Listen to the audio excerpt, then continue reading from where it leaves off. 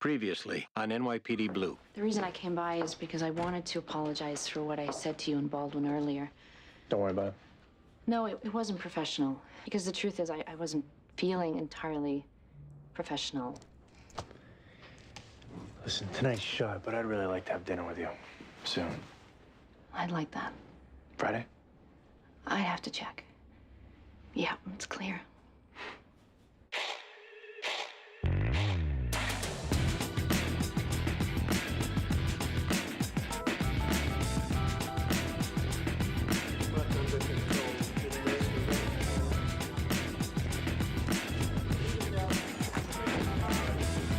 What we got? Looks like a pretty basic device. Enough to take out the car, but not much more than that. What are the chances of recovering anything we can trace? Not good.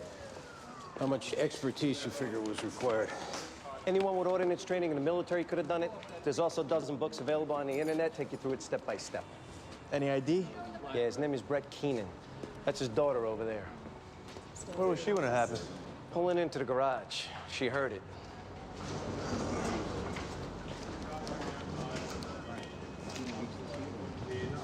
Miss Keenan, is it? Right. Very sorry about your dad. It's not a great way to start your day, is it? You work here? Right. You know how long the car had been here? Since last week. He was traveling on business, got back last night, and went straight to his apartment from the airport. He had a meeting this morning in New Jersey, which is where he was on his way to. Are you aware of any disputes you might have been having with anyone? There's always disputes. It's the nature of the business. What we're interested in is anything that might have led to violence. This wasn't a business person that did this. This was an aberrant, sick individual who held my father responsible for something. Any guess who that might be? None. We'd like to get a list of past and present employees, if we could. Okay.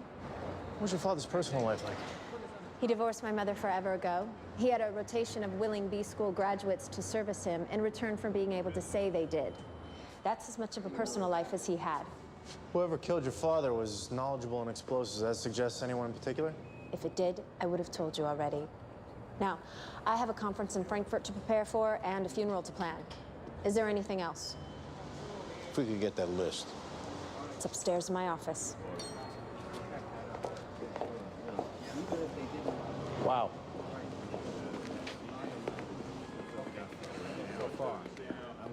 Homicide in an alley. Who's up? That'd be Esler. Corner East Broadway and Pike.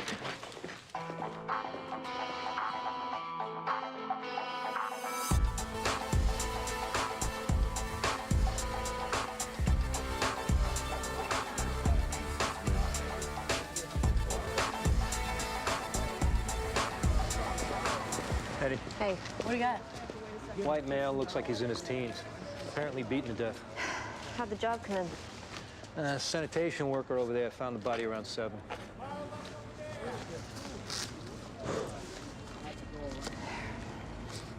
ID from the Coventry School. Garrett Tinsley, date of birth, June 11th, 1987. Makes him 17. Credit cards, looks like about $200 in cash. Still has his watch. Let's go talk to the garbage man.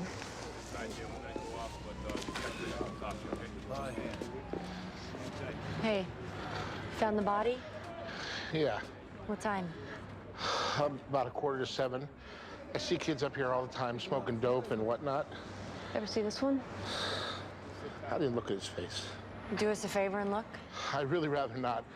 I gotta think about dead people. I think of the family. I can't stand it. Just see if you recognize him.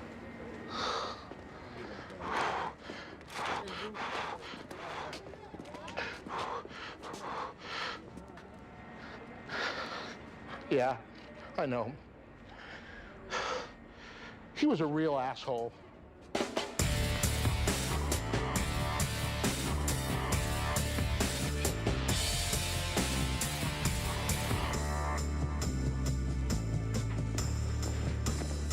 Hey, Al.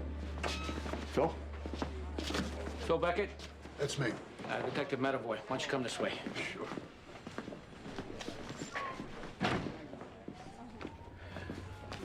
This is Phil Beckett, Detective Joe's. Thanks for coming in. Yeah. This is about Brett Keenan. Why do you say that? I ran into him on Madison Avenue not 2 weeks ago. He swore we'd get together. I called his office this morning to set a date, and they told me what happened. What were the circumstances of you leaving the company? Well, the circumstances were that it was time. I mean, Brett offered me crazy money to stay, but if he taught me anything, he taught me that you have to be willing to take risks. I wanted to build my own business. I had to leave the nest to do that. So you parted on good terms. I love this guy. He's 10 years younger than me, and I considered him my mentor. I just hope his daughter won't have to see his body all burnt up. I'm sure they'll do their best to spare her that. What was your position exactly? I was in cost accounting, personnel, long-term planning. Brett would send me in to put out fires, basically. I was his go-to guy. That's what he called me. Can you think of anyone Brett dealt with who had a knowledge of explosives? I'll tell you what comes to mind. Then you can make of this what you will. He was down in Colombia last year to try to nail down a contract to provide cell phone service. Now, I know he had dealings with the government. I know that all kind of shenanigans go on down there, and I happen to know that he had a problem with his security service. You know what the problem was? I do not. Excuse me just a second. Yeah. Okay, well, tell him to get the figures from Howard, keep on going with the report, and I'll find time for him by the end of the week. Call and tell him I'm running 10 to 15 minutes late. Yeah. Sorry. Yeah. So if we need information on any of these names, where do we reach you? All right, forget about these office numbers. Just call my cell phone. I'm reachable 24 hours a day. Thank you.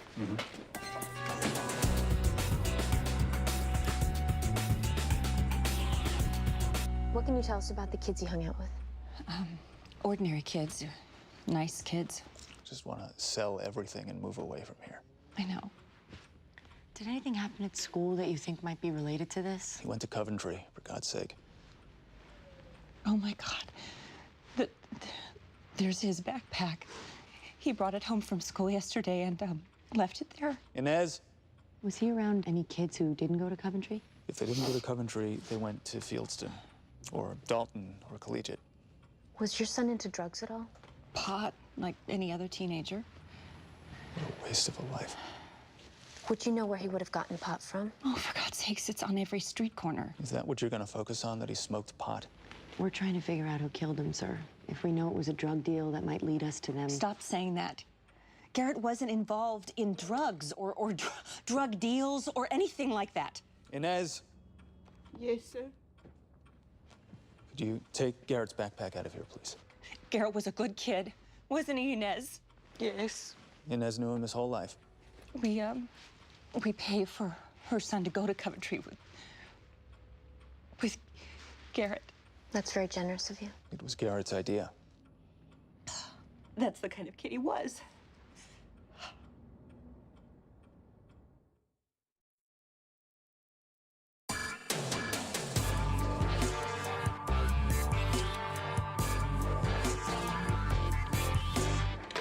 The outfit providing security for Keenan when he was in Colombia was Clausen and Associates. Now, they said the problem was with a bodyguard named Avi Mosier. What kind of problem was it? All they would say was that they let Mosier go and he's currently working for another security firm. I'm calling over there now.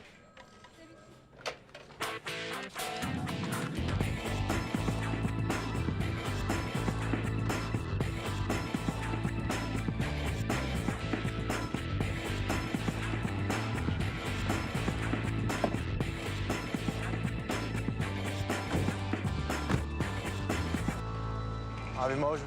Who's asking? Detectives Clark and Sipowicz. What's the problem? There's no problem. We just need to talk to you. So talk. No, we're not going to talk here, Avi. We need you to come with us. I got a guy inside on bodyguard for him. This your partner? It's 2 men on the door. Okay, I got another bodyguard inside. Right. Let your partner call for a replacement. Tell him I'm going with him. You understand, for our safety, I got to ask you for your guns before you get in.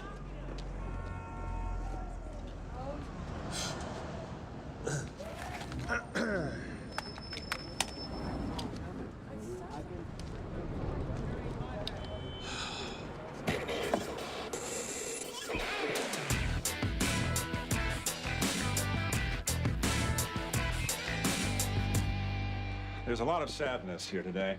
People crying, holding each other, trying to make sense out of what happened. What can you tell us about Garrett, Dr. Weaver? I didn't know him too well. His records indicate that while he wasn't an outstanding student, he did the work required of him. Never failed any courses. Any problems related to drugs? None that I know of. It should be noted that at Coventry, we have a zero-tolerance policy regarding drugs. What does that mean, exactly? First time you're caught, it's an automatic suspension. Second time, it's an automatic expulsion. Can you tell us anything about the crowd Garrett ran with? I think it's fair to say he was among the more popular, socially active students. With a fair amount of money. His family was always quite generous to the school. I assume to Garrett as well. Do you think it was possible that someone was shaking him down? Well, anything is possible. I would doubt, if that was the case, it was another Coventry student doing it. There are families here with a lot more money than the Tinsleys. Was Garrett ever in trouble for anything other than drugs?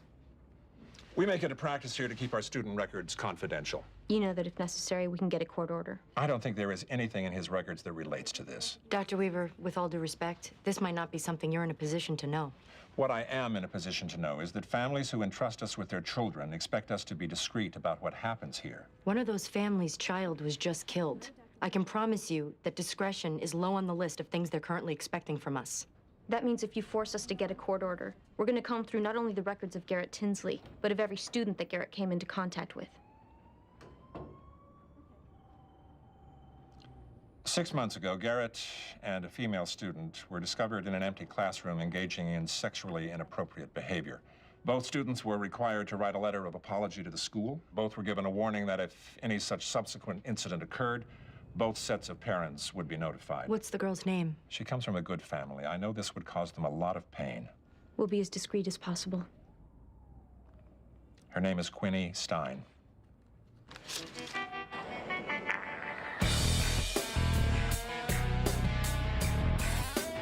What happened, Avi?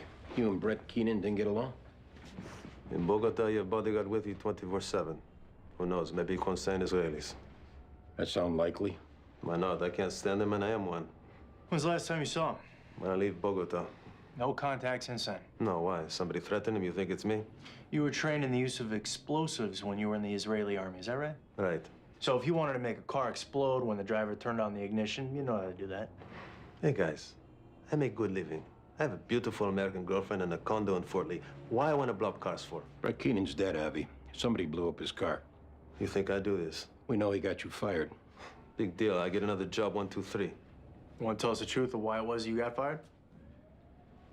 I sleep with his daughter. He found out? We're together all the time down there. How can he not find out? She talked to him, I talked to him. He don't want to listen to nothing. He called the office, say goodbye to Avi. When's the last time you saw his daughter? What difference does this make? Avi, we're going to ask you to just answer the questions for right now, not worry about the significance of them. I see her now and then. We keep it quiet.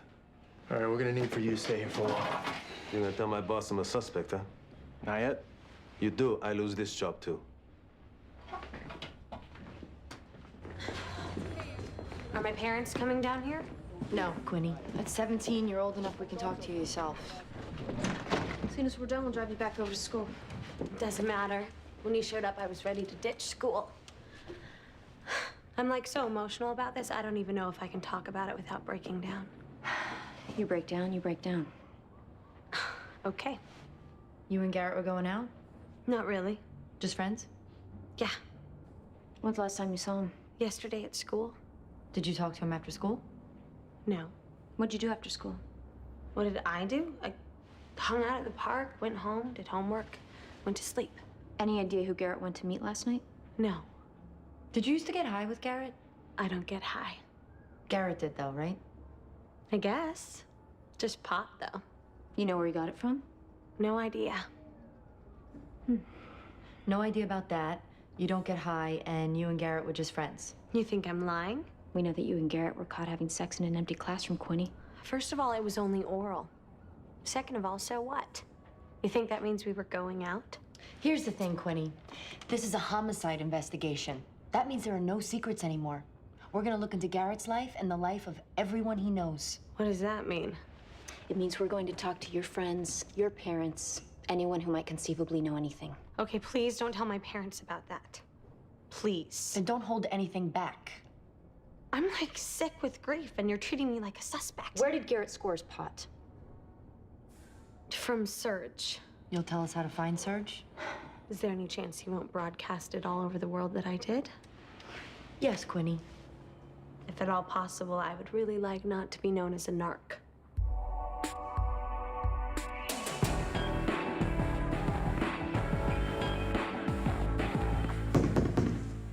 Who's there? Police. What's the problem? There's no problem. We just want to talk to you.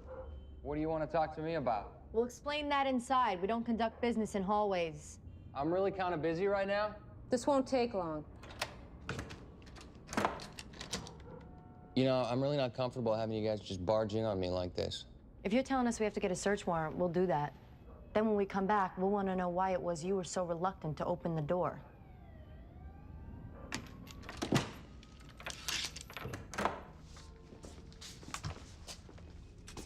How do you know Garrett Tinsley, Serge? From around? Overlapping social circles, that kind of thing? Did those social circles ever overlap into drug sales? No, they didn't. Can I help you with something? I'm fine. Just answer her questions. You're fine, but you're looking at my bathroom? I want to make sure there's no one else in here. When's the last time you saw Garrett? I have no idea. Where were you last night, Serge? At a party in Williamsburg. Until what time? Where are you going? Thought I heard something. Hey, relax. I'm not gonna relax. She has no right to go in there. Look at this. The Brooklyn Botanical Gardens. Now we have a problem.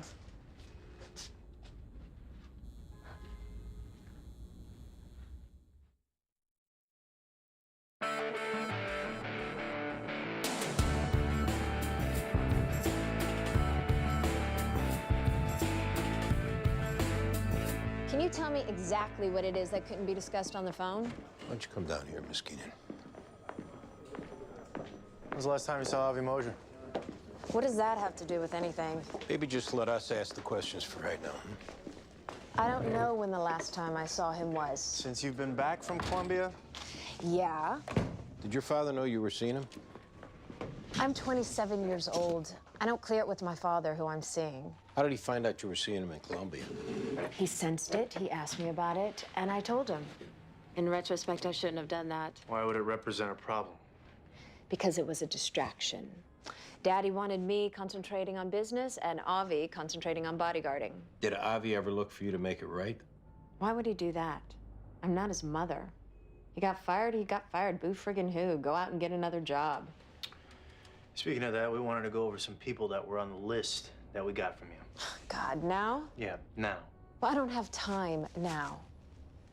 And where did you find out about Avi? We heard there was a problem with one of the bodyguards down in Columbia. Who even knew about that? A colleague of your father apparently knew. I know all my father's colleagues. I can't imagine any one of them paying attention to something as trivial as a bodyguard. Phil Beckett. I would hardly call Phil Beckett a colleague. What'd you call him? An idiot, a flunky. My father couldn't stand him. He worked there 11 years. Yeah, performing marginally at best. When my father decided to clear out the dead wood, he was one of the first to go. He said they parted on good terms.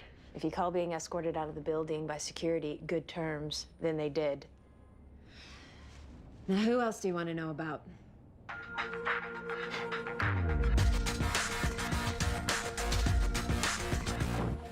Can I, offer you, something? No, thanks. What we'd really like to do, if we could, is take a look around your garage. Yeah, your husband told us he has some company records from when he was working with Brett Keenan. Well, I don't think there's anything like that in the garage. Would you mind terribly if we took a look? No, not at all. Please.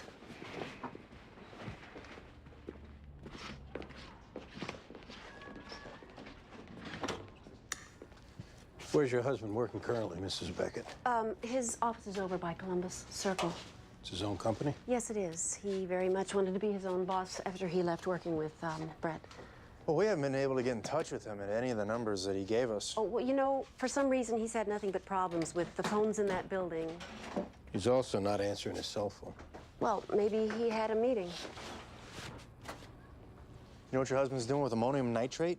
Well, you know, he comes in here at night and he gets involved in so many different projects, I've lost track. You really have to ask him.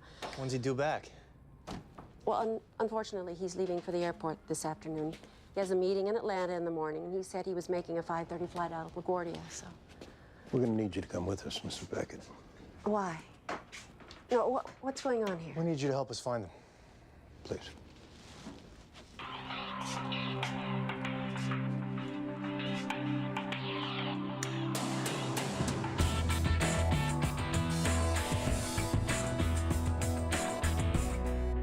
Everything I was growing was for medical purposes. What are you sick with? Chronic fatigue syndrome. That's for real. I also like to be able to provide it to other people who are sick. And maybe so they suffer a little less. Is that so wrong? You provide it free of charge? Compare my profit margin with the drug companies, I come off like Mother Frickin' Teresa. All right? Did you provide pot to Garrett Tinsley? I have a confidential relationship with my customers. I do not divulge. You said you went to a party in Williamsburg last night. What time did you leave? I don't know, 10:30, 11. Where'd you go? I came back to the city. Where'd you go in the city? I went to Veselka, had a bowl of split pea soup, and I left Veselka. Stopped off at the Gem Spa. Bought a copy of Spin, The Nation, The Rob Report. Then I went home. Did you stay at home? Yes, I did. Is there anyone who can vouch for you staying home? I talked to some people on the phone, talked to some people online. What is this, the Inquisition? Garrett Tinsley was killed last night. Well, guys, I grow pot, all right? I don't do violence. Even when people don't pay me, I just let it go, you know? The thing is, since he was killed and you've been busted, you're in a position to help yourself. What are we talking about? You give us information that helps us find out who killed Garrett. We'll talk to the DA about going easy on you. Going easy. As in I walk. You're not in a position to negotiate here. There was enough weight in that farm you had going for you to spend your next 10 birthdays locked up. On the other hand, if you cooperate, we may be inclined to persuade the DA that there were some problems with the legality of the search. Up to you. All right. I fronted Garrett about 5 pounds a month. He'd break it up into quarter ounces and sell it. You have any partners? This kid Javier, who's his maid's son. I know he worked for him.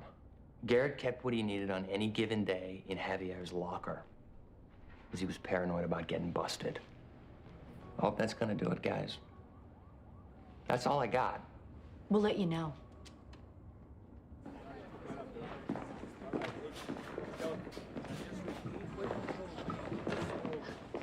Can I talk to you privately? Let's go in here.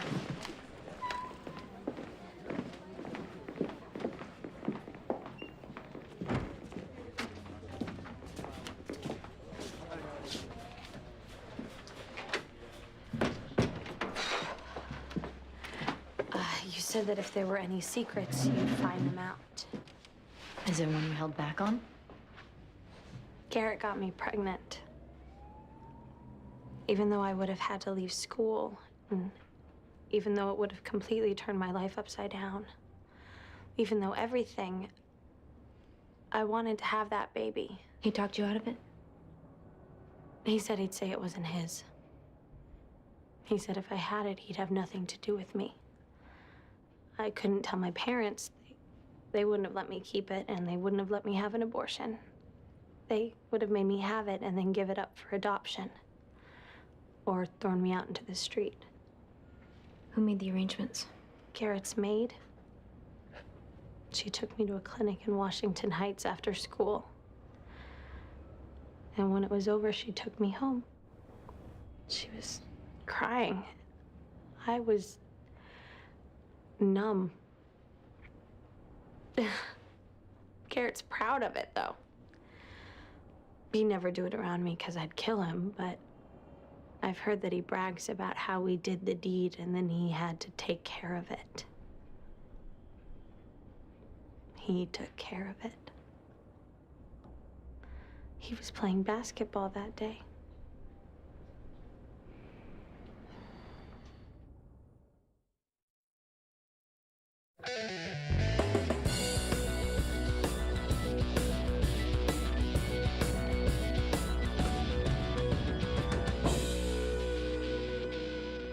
Mrs. Tinsley will be home in about 1 hour.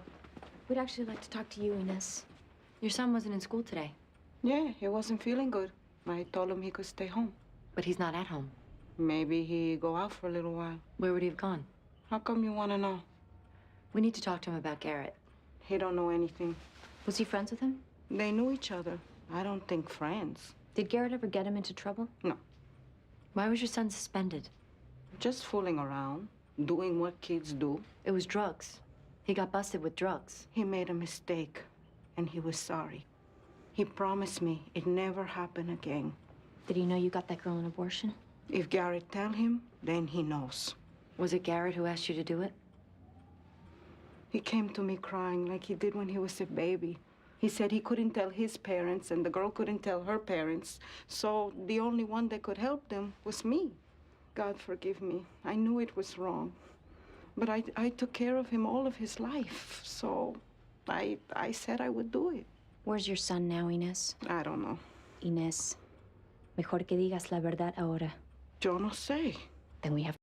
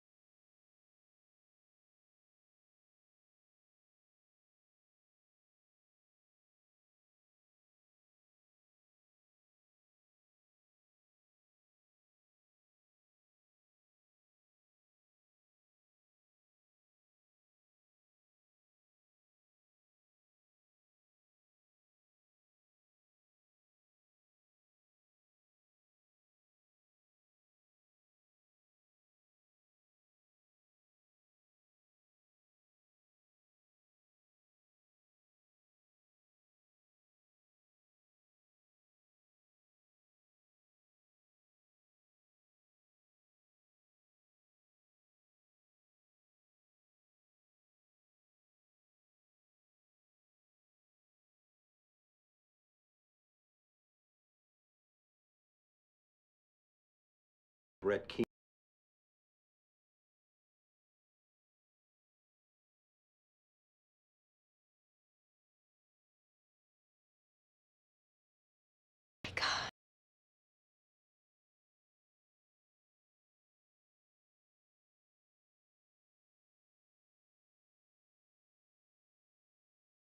Killed.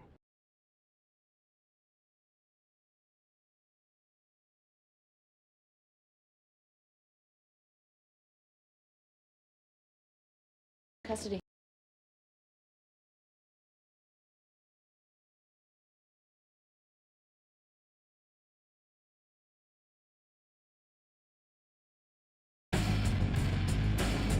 If he sees the calls coming from your cell phone, chances are he'll pick up. What you have to do then is keep him on the phone long enough for us to get a location on him. But what do I say? Just say what you normally say.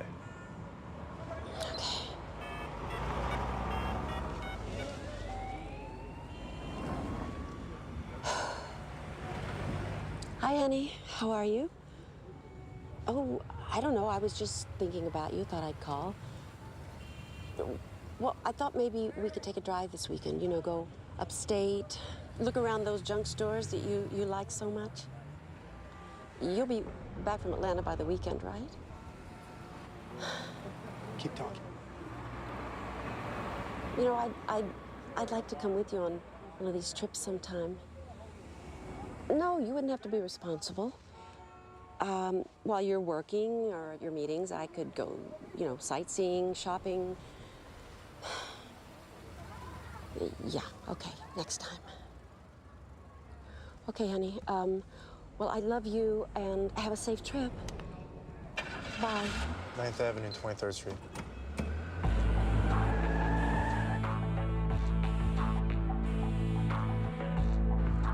He should be right here. You see him anywhere? No. You got him on the move? No, according to the technician, he's standing still. He's standing still and he's right here. Where is he? Oh, my God. You see him? Yeah, he's right there. Where, in the cab? Yeah.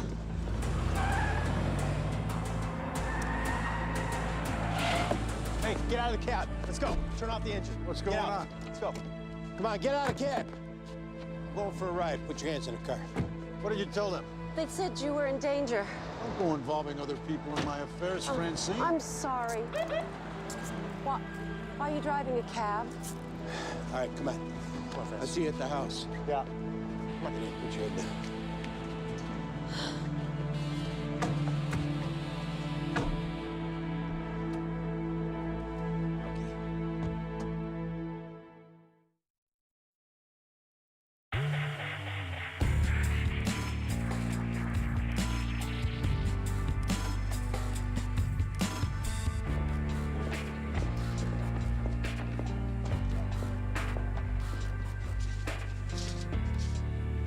may I help you? This is my son, Javier. I'm Detective Ortiz. This is Detective Murphy. He wasn't running away or nothing. Okay, we're gonna talk to him for a little while. I can be with him, right? It'd be better if we talked to him by himself. But I would like to be with him. No one's gonna hurt him. Just to be there when you talk to him, that's all. I don't say anything. Mamá, está bien. Puedo ir solo. John, would you see if she'd like anything? Of course. Can I get you something?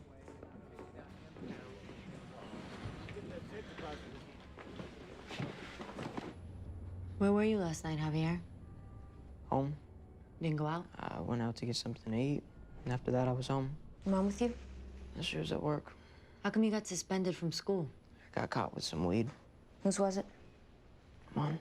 You weren't holding for anybody? Hell no. You were holding for Garrett, Javier. We know this. Now what happened? You didn't want to hold for him anymore? Why do you think I was holding it for him? If I hold it for my own self. We think you were holding it for him because he asked you to. I ain't no retard. I ain't gonna do something stupid just because somebody asked me to. We don't think that. We think you wanted to get a good education and make your mother proud of you. The first time you got caught, it meant you got suspended. If you got caught again, you would have gotten kicked out. But Garrett figured he had the right to ask since his parents were paying for you to go there. You guys got it all twisted up, man. What did he say when you told him you didn't want to hold for him anymore? Nothing. I don't think it was nothing. It was nothing. I don't think spreading it around that your mom arranged that girl's abortion was nothing.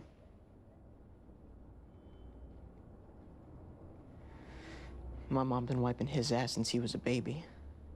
And now he's all grown up. He figured the same way my mom worked for his parents that I'd work for him. What did he say when you told him you didn't want to do it anymore?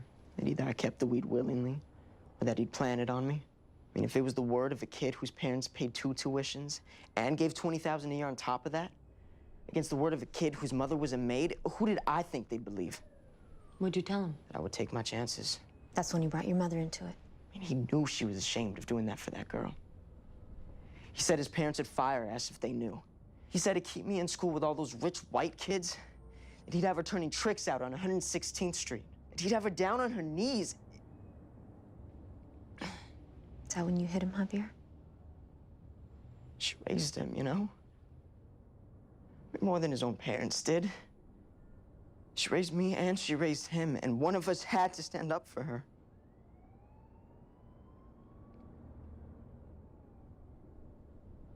Yeah. I hit him. I beat his head into the ground.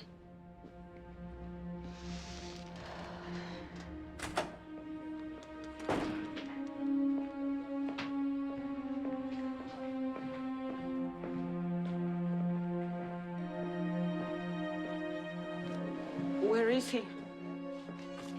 He's gonna have to stay here for a while. What did he do? It was him who killed Garrett, Inez. You don't need to spend a lot of money on a lawyer. Let legal aid provide one. If you're not happy with them, you can always switch. This is murder. It's probably manslaughter. Prison. Maybe. There were extenuating circumstances. Your son's a good boy. The court might be pretty sympathetic. What were they? What were these extenuating circumstances? Your son can tell you that.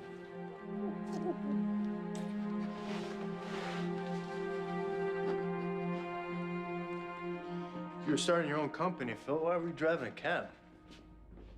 You're driving a taxi cab, where does that put you? Out on the street. Lets you pick up on trends, lets you talk to a broad cross-section of people. Brett Keenan fired you. Where'd you hear that? He fired you, he had you escorted out of the building. I don't know where you're getting your information from, but... That's enough, Phil. You kept it going as long as you could, but it's over now. I want to know who told you that I was fired.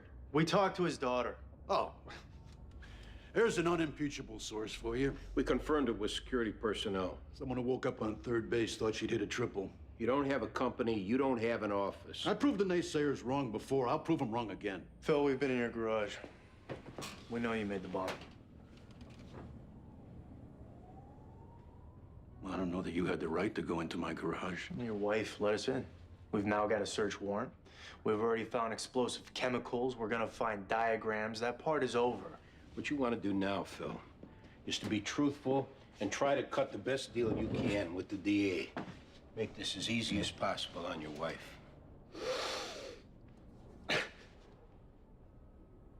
She thinks I'm terrific, you know that? She thinks whatever I set my mind to, I can do. She's a good wife. Sends me off to work with a hearty breakfast under my belt and a Wall Street Journal under my arm. She never knew what was waiting for me when I got to the office. She never knew the way that he made me feel. Like I was stupid, incompetent. When did you decide to do something about it? I worked for him 11 years. I accepted that this is the way he was. Deliver excellence on demand, first time, every time. No pats on the back, no margin for error. He decides to make changes and I don't fit in. That's okay. What wasn't okay? I needed an extension on my health insurance. Francine had something. Women's problems. I went to him with it. He was barely listening. I followed him out to the elevators. I told him that she needed a special kind of therapy, and if that didn't work, an operation. And he said, sorry, Kimosabe, no can do. So you made the bomb? Yeah, I guess I wasn't too stupid to do that, was I, Brett? I delivered some real excellence on demand that time. You'll want to put all that about your wife in the statement. I only hope when he turned the key, there was enough time for him to realize who killed him.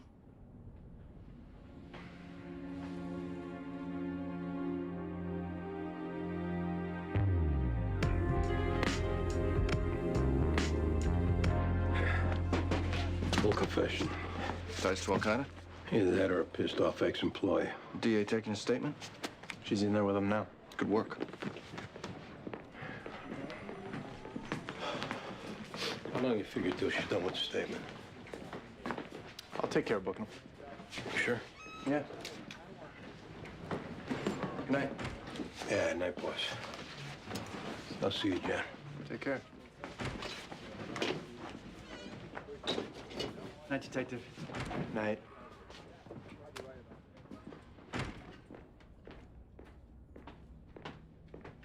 Sad story. Should we take a rain check on dinner? You gotta run him over to central booking? Yeah. I gotta run home and feed the cat. We'll do it another time. Or we could get takeout.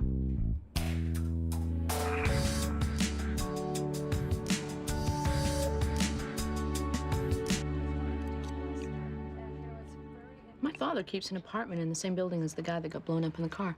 Oh, yeah? Yeah. Corner of 71st and Park. Wait a minute, he keeps an apartment? Well, most of the time he's either in Oldwick or down in Florida. Not bad. In my family, it's good that everybody doesn't have to be in the same place. You have a place of your own, though, right? Yes, I do. Pretty good with those things. What's this?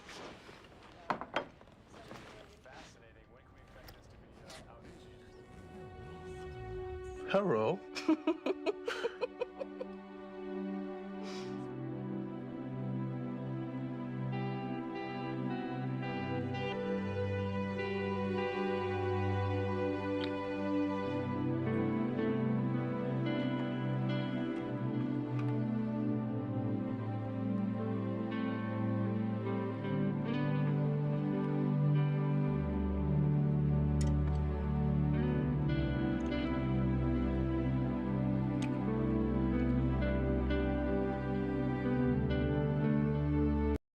Previously on NYPD Blue. I just heard from a friend of mine who oversees the sergeant's exam. You passed. You're kidding. You ready to be a boss? I don't know. I guess you'll find that out. Pretty good with those things. What's this?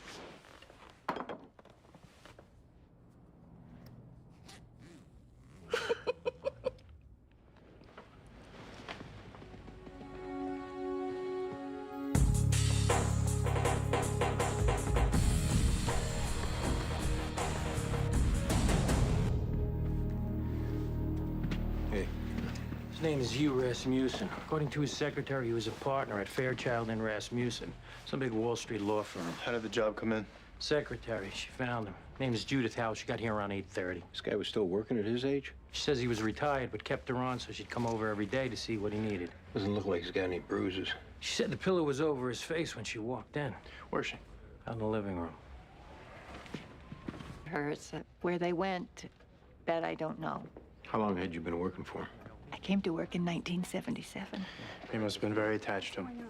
I was. Well, I'm very sorry for your loss. Thank you very much for saying that. What's going on? She's the wife. There seems to have been an accident. Hugh's dead, Amy.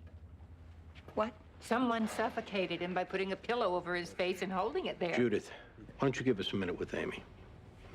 Please. I'll be in the kitchen if you need me. Have a seat.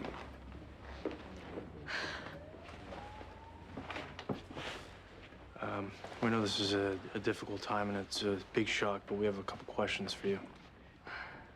Can we get you anything? Something to drink? No, go ahead. Ask me whatever you have to ask me. When's the last time you saw your husband? When I left for the gym this morning, that was about 6:30. Everything seemed normal? Uh-huh. I kissed him goodbye. Told him that we'd have lunch together. How long had you and your husband been married? It would have been 2 years this coming July. Was it a good relationship? Are you asking that because of the difference in age? It's a pretty extreme difference. Right. And people look at Hugh like he's a dirty old man and me like I'm a gold digger, and everyone with their judgments and their opinions can just go straight to hell. Where is he? In the bedroom. I want to see him. You might not want to put yourself through He's that. my husband, and I want to see him.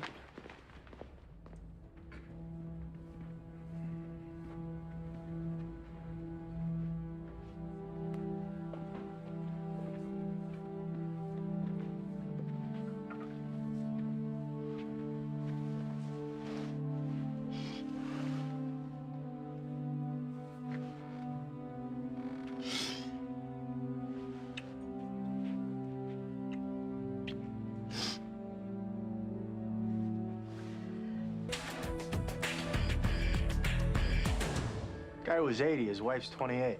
Looks like he was suffocated. Any history of domestic violence? None that we're seeing so far. It's a 52-year difference between them. Guy had ties older than her. Anyway, we dumped the phone. We got his lawyer coming in to give us details of their financial arrangement. What's her background? She's hot. That's her background? No, I mean, we don't know really what her background is. That'd be a good thing to find out. Absolutely. We'll keep you posted. Getting promoted today. Yeah. Sergeant Sipowicz. Congratulations.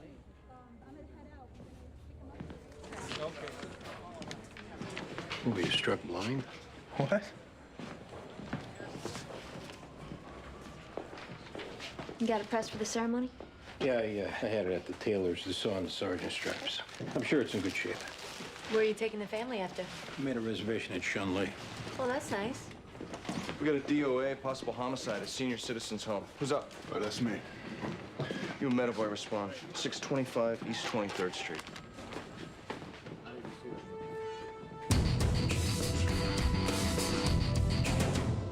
What's going on?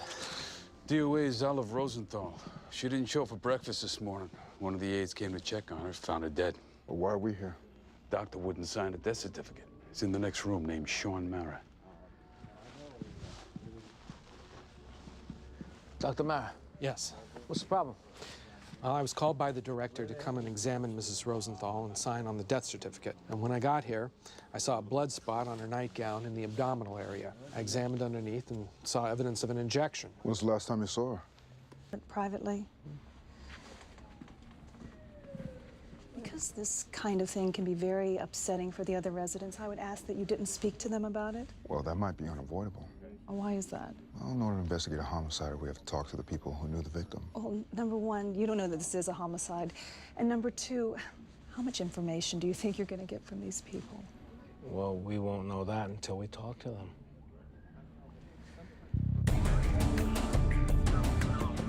What was the financial arrangement between Rasmussen and his wife? If they got a divorce, regardless of who initiated it, it was a straight buyout, $500,000 all in. If they were together at the time of his death, then she inherited half his estate. Who got the other half? It was split between a number of employees, friends. There were substantial bequests to some institutions. He also set up a trust for his brother. What's the estate worth? All told, about $120 million. As far as you can tell, did him and the wife get along? I don't know what kind of arrangement they had, but they seemed to get along fine. What does that mean? It means she's 28 years old. She didn't necessarily conform her lifestyle to that of an 80-year-old man. So are you telling us she had some extracurricular relationships going on? At least one that I know of. Who is he? The only reason I know about him is I was shown an unexplained $42,000 expenditure by his accountant. When I asked Hugh about it, he told me it was for a truck for a friend of Amy's. You know the friend's name? Richard Pancava. You know where we can get in touch with him? I made a point of knowing how to get in touch with him. Amy might have convinced Hugh it was an innocent relationship. She didn't convince me. This is the daughter of the woman in the nursing home. It's not a nursing home, it's an assisted living facility. Sorry. I'm Detective Metaboy, and this is my partner, Detective Jones. Nora Rosenthal. Why don't we come back in here? You'll have to forgive me. I got the news about my mother 2 hours ago, and I'm holding it together, but just barely. It's very tough to lose a mother. I lost mine a number of years ago, and I can still get choked up thinking about it. Where do we stand with the investigation? We're waiting for the toxicology panelists to come back from the medical examiner's office. In the meantime, we're looking at who might have had access to her room. It's conclusive she was injected with something. Based on a preliminary examination, yeah. Okay, here's who your investigation should focus on. Her name is Eleanor Jackson. She lives, I believe, on Gun Hill Road in the Bronx. As soon as I get to the office, I'll call with the exact address. The Eleanor Jackson who found your mother this morning? Pretended to find her.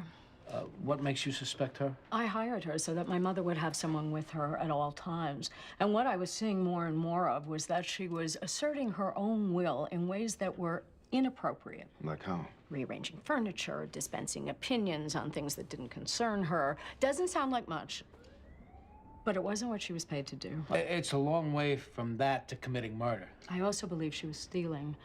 The last time I was there, I noticed things missing. When was that? About a month ago. I'm quite sure if you search her apartment, you'll find whatever's missing. Well, at present, we have no right to search her apartment.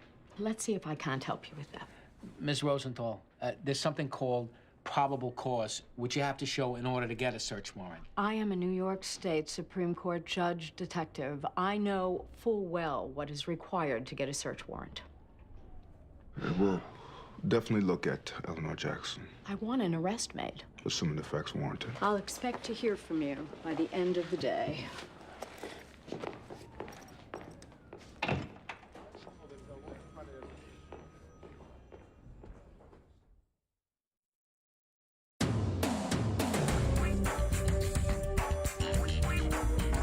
Have a piece of candy? Oh, no, thank you. Your friend want? Oh, thank you. I'm fine. What can you tell us about your friend, Olive? Well, she got here about 6 months ago. A little shy at first. And you became friends with her? I understood what she was going through. You know, it's not so easy. You see nice surroundings, very expensive, and then you wonder, what's the problem? Well, believe you me, there are plenty of problems. And until you get old, you don't know. Eleanor Jackson was her aide. Is that right? Yeah, she broke her hip last year, and her daughter wanted someone to be with her. I mean, to tell you the truth, she didn't need anybody. But to make her daughter feel better, she had her. Well, they get along, she and Olive? What's not to get along? Come in. You have company. Yes, I have company. All right. You don't have to speak to me so sharp. I'm mad at you, Enid. So be mad at me. Why are you mad at her? That's between us. You had a tiff?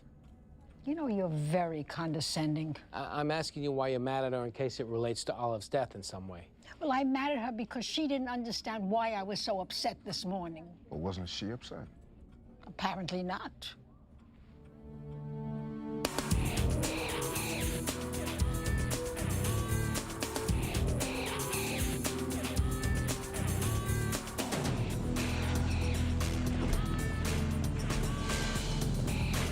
Richard, Pancava? Yeah, why? What's going Can on? you step out of the truck for a second? Why? We'll explain it to you when you get out of the truck. Come on, guys. It's a little embarrassing me doing this here. I'll try to do it as quick as we can. These guys in there work for me. Now they see me getting hassled by the cops. You know a girl by the name of Amy Rasmussen? Yeah, what kind of trouble is she in now? What makes you think she's in any kind of trouble? Yeah, you're right. I shouldn't jump to conclusions.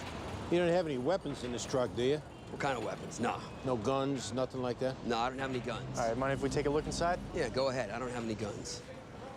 And take a look in your glove compartment? Go ahead. I said I don't have any guns. Yeah.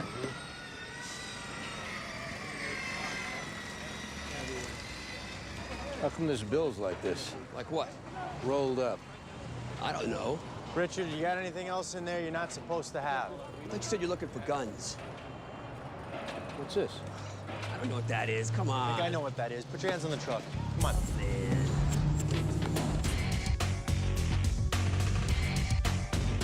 88 Munson has a search warrant for the apartment of an Eleanor Jackson we're supposed to execute. The nurse's aide? Right. And how'd you get a judge to sign that? DOA's daughter is Judge Rosenthal. If I had to guess, I'd say it was a matter of professional courtesy. You know, when I think of what I've had and not been able to get a search warrant. Well, you didn't have a judge in your hip pocket. If you don't come up with anything, chalk it up to servicing a victim's family member. I have an inventory and a description of the items missing. We'll let you know what we find.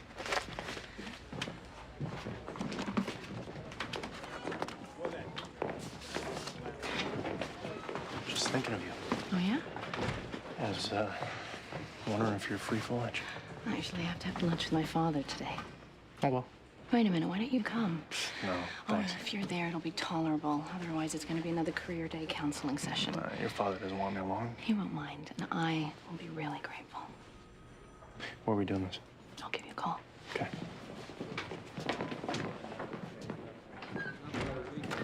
You got a sec?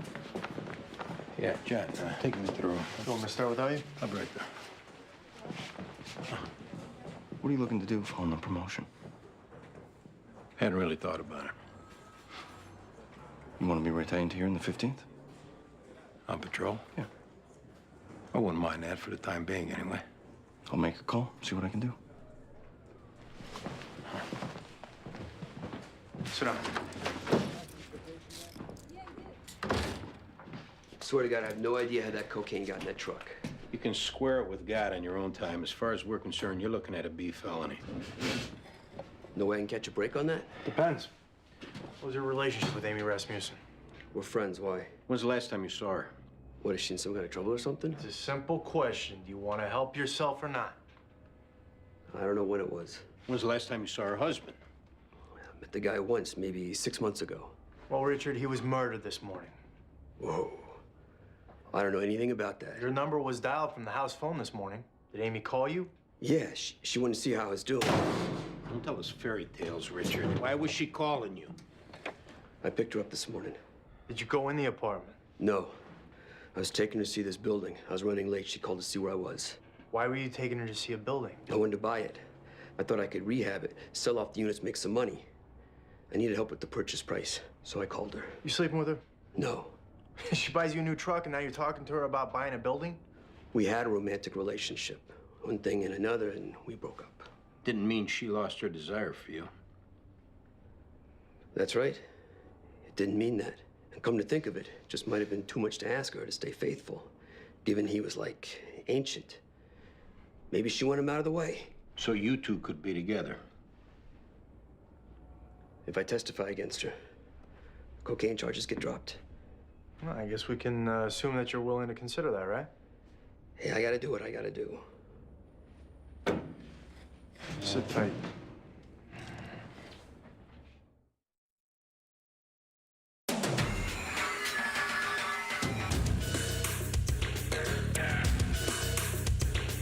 What do you want to tell us about the things we found in your apartment? Mrs. Rosenthal gave them to me. Well, her daughter wasn't aware she'd done that. All kinds of things her daughter's not aware of. She didn't pay her mother a visit but once a month. Well, she ever asked you where her mother's things were? I don't remember whether she did or she didn't. I think you do remember, and I think she did. What did you tell her, Eleanor? I told her I didn't know nothing about it. Well, if her mother gave you permission to take them, then why wouldn't you have said that? Because I didn't want her taking them back. Well, you can explain all that to a judge, Eleanor, but I gotta tell you, chances are you're looking at a burglary prosecution. Probably don't help me none. The daughter's a judge herself. No, it doesn't. She gave me the picture frame. She gave me the candlesticks. She gave me the silver bowl because she said she had no use for it. I took the bracelet. I shouldn't have. I know I shouldn't have. But I was looking at it one day, feeling bad because her daughter had just yelled at me on the phone. And since Olive never wore it, I figured I was taking it from her daughter. That don't make it right, but that's why I did it. And you were afraid of getting caught. Is that why you injected her with a drug, Eleanor? You think I did that? You had the opportunity to do it, you had a reason to do it. I cared for that woman. Look, you're a nurse's aide making $7.15 an hour. That don't make me wicked. Nobody's saying it does. Only a wicked soul would hurt that woman. Now, I may not be perfect, sir, but my soul is not wicked.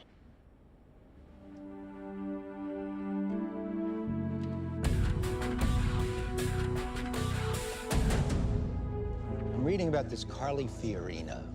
You know who she is? No. She's the CEO of Hewlett-Packard. She's one pisser of a gal, I'll tell you. My father regularly updates me on the careers of various women who have climbed the corporate ladder. Because I want her to see what women are capable of. Is there anything wrong with that? Not so far as I can tell. How was your veal? Tough. And I'll tell you something else. It's not every father who sees his daughter as capable of going out and laying waste to the competition. This little girl is all of that. No, I've seen her in action. She's terrific. Thank you, John. I just wish she was playing in a major league ballpark. Yeah, she's in the Manhattan DA's office. That's a city job. I mean, let's be honest, civil service at its best is a backwash of modest talent and stunted ambition. Am I right or am I right? Daddy, did I not mention that John is a New York City detective? Oh, that's great. John, I don't know your background. Maybe the police department is a stepping stone for you. Maybe you're happy there. I'm pretty happy there. God bless you. All I'm saying is that with her intelligence and the kind of connections that she's able to capitalize on, there's nowhere she can't go. I'm doing what I want to be doing. Can we just leave it at that? You told me you were going to do a 3-year stint at the DA's office. Put it on your resume and head for the high corn. You've been there now 4.5 years and counting. And I don't see any movement in the direction of making good on that plan. Now, what am I supposed to do? Keep my feelings to myself? Oh, no, Daddy, don't do that. Naturally, everyone wants best for their children. I really have to get going. You have any coffee? I have to be in court.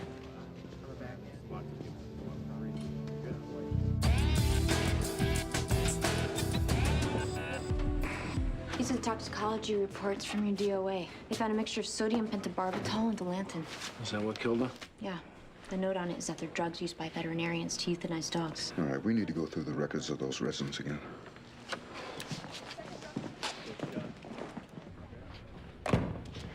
Where'd you go this morning, Amy? I went to the gym. How'd you get there? Cab? So if I told you you were seen getting into a pickup truck driven by an ex-boyfriend of yours, that'd be wrong? Okay, look, I did get into a pickup truck driven by a former boyfriend. But when I came back to the apartment, I couldn't say that because Judith was sitting there and I couldn't say it in front of her. And why was that? Because she hates me as it is, and I don't like to give her ammunition to go after me with. I lied right now because I lied before. So. You started seeing this guy? No, I did not. All right, Amy, we talked to Richard. We know about the truck. We know about the building. The truck, I felt like I owed him. Based on what? There was a time when I needed help, and he was there for me, at least at first. He got in touch with me a few months ago. He was broke. He said that if he had a truck, he could start making a living again. I talked to Hugh, and I told him that there was nothing going on between us because nothing was going on between us. He bought him the truck. Was he gonna buy him the building? No. And I wasn't gonna ask him to. Why were you going to see it? Just to go. I was trying to be a good friend, trying to be encouraging. Maybe it was an accident with the pillow? You think I killed Hugh? I think maybe a part of you wanted him out of the way. No part of me wanted that. You're 28 years old, your husband was 80. You stood to make $500,000 if you divorced him and $60 million if he died. That's a boatload of temptation staring you in the face, kid. How dare you? Have I spoken out of turn? You don't know the first thing about me. Fill us in. I was run out on by my father. I was turned out by my stepfather. When I met Hugh, I had been abused by every man and woman I had ever been involved with. I was a strung-out call girl, and when a friend of his paid me to go over to his apartment, I took one look at that place, and the only thing I could think about was how I was gonna rob him. Why didn't you? Because I liked him. The first few times I was with him, he didn't want to have sex. He just wanted to talk, watch TV. He would read to me from these books. Oliver Wendell Holmes, Ralph Waldo Emerson, E.B. White. I didn't know who they were. Half the time I didn't know what they were talking about, but he would try and explain it to me. He eventually put me in rehab and got me healthy. And I fell in love with him.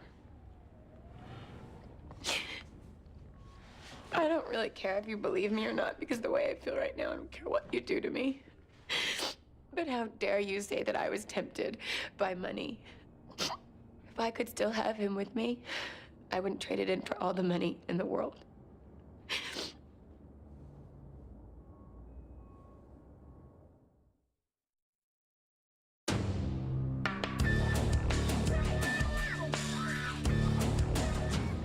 She didn't do it, Eddie. No, I mean it.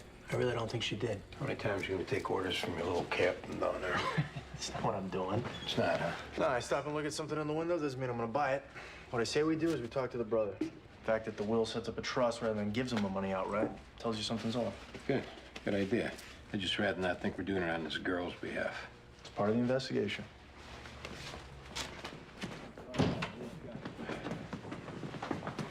Mr. Munson. Someplace we can talk? I'll be right back.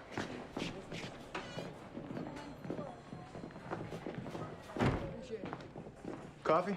No, thanks. I'd like to make a proposition. If it's not something you're interested in, I'm sure you'll say so. Sure. I have some potential clients coming in from Hong Kong in a couple of weeks. They're heavy gamblers, and I know they want to go down to Atlantic City.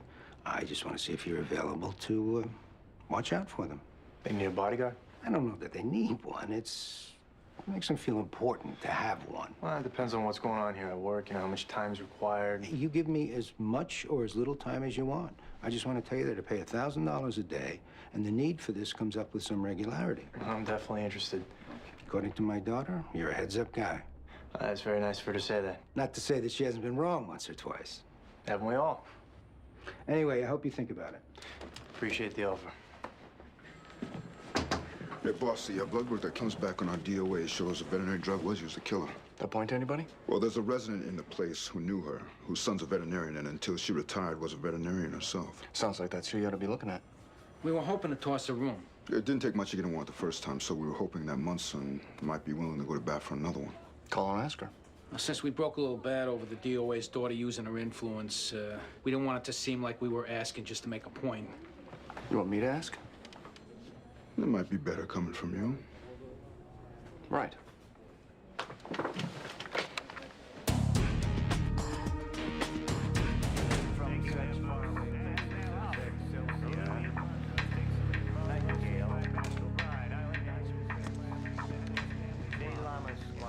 Jerry Rasmussen? Yeah. Detectives. Got a couple questions for you. About what? Somebody seems to think you were involved in an accident. What kind of accident? Just talk to us for a second so we can straighten it out. Huh? Can I get a bet down on the 4-horse? Sure. Yeah. He ran at Wanmouth a while back, and he came out of nowhere, got boxed in, and now he's going off at 6-1. He's running from the outside. Where were you this morning, Jerry? I was at my job. Which is what? I sell advertising at a radio station. When's the last time you saw your brother? Christmas. Why? What happened to my brother? Your brother's dead, Jerry. Hey, let's go. Hey, why don't you take it easy, pal? Why don't we go over here so we can talk? What kind of relationship do you have with them? I don't know. It had its problems. Like what? He tried to put me through school, and that didn't work out. And then he tried to get me started in different business ventures. They didn't work out. Probably thought I was a dope. Can't say he's wrong, but through it all, I always knew that if I ever needed him, he'd be there. Hey, Jerry, what can you tell us about your brother's wife? Oh, some people don't like her, but I do. Who doesn't like her? My brother's secretary didn't, but she didn't like me much either. Why didn't she like her? I think she was hoping that when my brother's first wife died, that she'd be next in line. Well, what makes you say that? That was the only time she was friendly with me. After the funeral, back at the house, she had a whole different personality.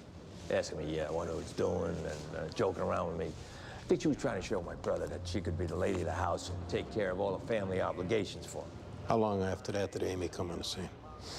Less than a year. You know if your brother was at any time romantically involved with Judith? I doubt it. Why is that?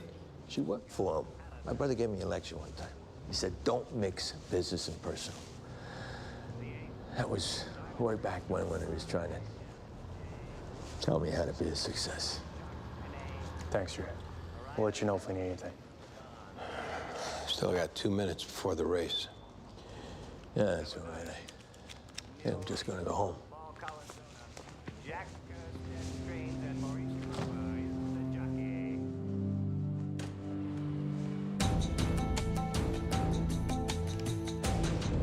Do you remember what time you got up this morning, Enid? The same time I always get up, 5:45. And what time did you go to breakfast? I didn't go to breakfast. Why is that? I don't enjoy it. What don't you enjoy? I don't enjoy sitting at the table where I used to sit. Well, why don't you sit at another table? I'm assigned to table number 5. And that's the table I'm required to sit at. Well, did you used to enjoy sitting at table number 5? Yes, Why'd you stop sitting at the table? because a certain individual moved in and was invited by another individual to sit there. And then this certain individual proceeded to monopolize the other individual's attention. And I chose not to be a part of it. It was Olive Rosenthal who moved in? I'd rather not say. We need you to say. Don't you think it's wrong to come into a place and change the way things are just to suit yourself? Where did you go last weekend, Enid? To my son's. And this is the son who's a veterinarian? How'd you know that? You were a veterinarian yourself, weren't you, Enid? Yes, I was. I bet at the time you went to veterinarian school, there are very few women who did that. I was one of 2 in my class. You know how to put an animal down, Enid? We found the wrapping for the syringe in your room, Enid.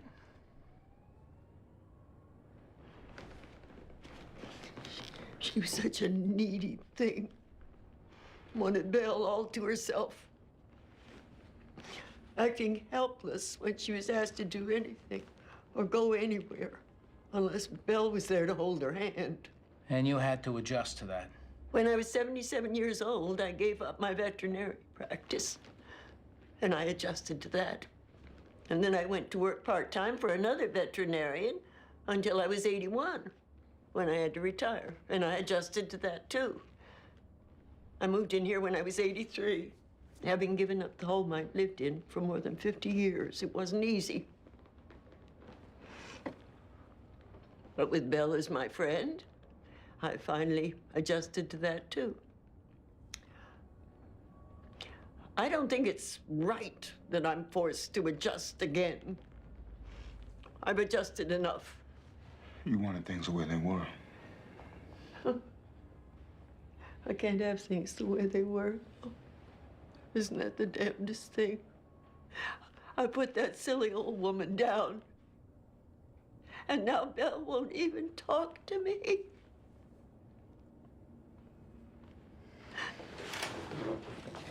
Oh.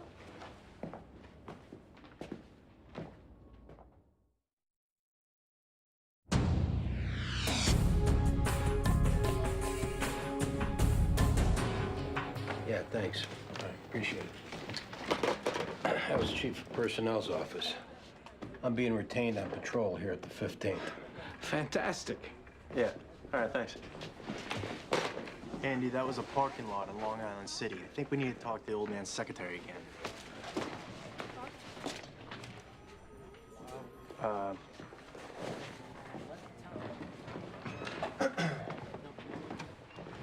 You mad at me? No. I'm sorry. I just had to get out of there. He came by. What do you mean? When your father came by, he asked if I wanted to do some security work for him. What'd you say? I said if we could work out the timing, I'd be open to it. You're kidding me, right? What's wrong with that? Do you not understand what he was doing? What was he doing? He hires you, it goes bad. Now there's a problem between you and me. Well, how do you know it's gonna go bad? I know my father. Everything is about manipulation. Everything comes with an agenda. Okay, I won't do it. Which now he's gonna know is because of me. He's not gonna know. I'll say it was because of work. Next time, will you do me a favor? Will you just check with me first? Ready? Yeah.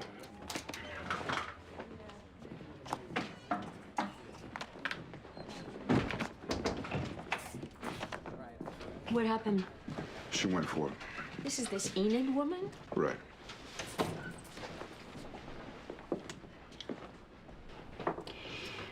I still want to go forward with burglary charges against Eleanor. You sure? What do you mean, am I sure? She stole. I think this was mostly a crime of opportunity. Does that excuse it? Puts it in perspective anyway. It does nothing of the kind. My mother was vulnerable, and she took advantage of that. She took care of your mother.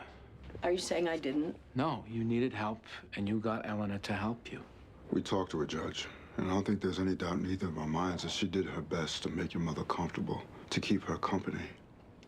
So just let her go then, right? It's up to you. I think probably that's what my mother would want me to do.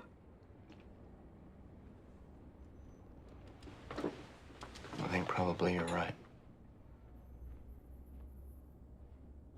I thought you might be interested in some of Mr. Rasmussen's accomplishments over the years. Wow, you put that together? Not the kind of thing he would do for himself. This is one of 3 cases he argued in front of the United States Supreme Court. This is him with Governor Rockefeller, with Yitzhak Shamir. Quite a career. Yes, it was quite a career. Judith, what time was it you left your house this morning to come into the city? I said it was about 6:15, I believe. So the drive from Flushing to Long Island City, that time of day takes about a half hour, so that puts you there about 6:45. Can I ask why this is an issue of such significance? We set up a timeline with everyone.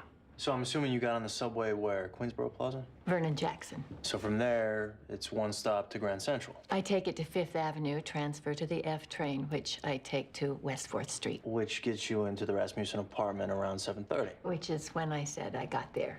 Problem is, we checked with the parking lot in Long Island City. Why would you have done that? That's what we do. They have you parking your car at 5:45, putting you in the city at 6:30. Well, I don't know that they're correct about that. Now they have a stamped time card. But even assuming that they are, I don't always keep perfect track of the time. I'm always punctual. I think you do, Judith. I think you do keep perfect track of the time. See, you got there at 6:30 because you had overheard Amy making arrangements to get picked up at that hour. You saw her get into the truck with her old boyfriend, then you went up to the apartment to deliver that news hot off the presses. I don't know why I would do that. There's no gratitude given the bearer of bad news. With the wife running around on him and you being loyal. Yes, I was loyal. You served him faithfully for almost 30 years. And I was well rewarded for my service. Just wasn't the reward you were looking for. No, Mr. Rasmussen was eminently fair with me. Yeah, but he just married somebody else. As it was his prerogative to do. Somebody else to live in that beautiful apartment while you commuted from Flushing. Somebody else to travel with him, to stay in great hotels, to eat in fine restaurants. Somebody else to share his life. And why was that? Huh? I mean, because she had a great body. She knew him less than a year, and she got him to marry her. And still, she was going out on him. Who the hell was she to get away with all that?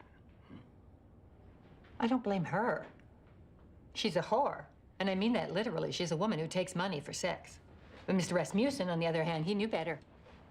He knew what it meant to be a decent person, to recognize loyalty and devotion and sacrifice. And he refused to do that. Instead, he let the base animal side of his nature brush me aside in favor of what? As you said, a great body. And of course, you told him all that. I owed it to him to tell him. I owed it to him to make him aware that people were laughing at him, that she was laughing at him. She and her boyfriend both. But he didn't listen. He told me that she was his wife, and I had to accept that. He didn't want me keeping an eye on her and reporting back to him. He said it wasn't my business. My business. For almost 30 years, my business was him. Then he told me to take the rest of the day off and think about whether or not I could be civil to Amy. To Amy! Because if I couldn't, then he was going to have to think about making some changes. That's the way he put it, making some changes. So I covered his face with a pillow, his small, toothless face, and I held it there until he stopped breathing. I deserve better than to have Mr. Rasmussen speak to me like that. I really did.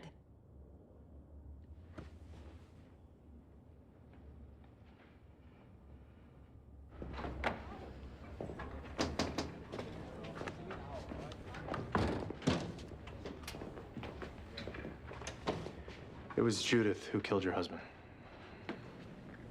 I guess I should have seen that coming. Amy, so you know, your friend Richard was arrested with a small amount of coke in his truck.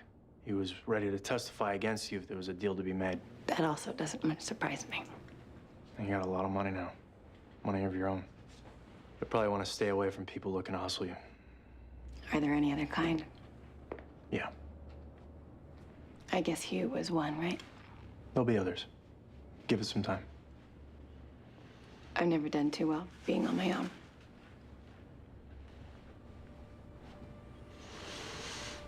Good luck. Thank you, Detective.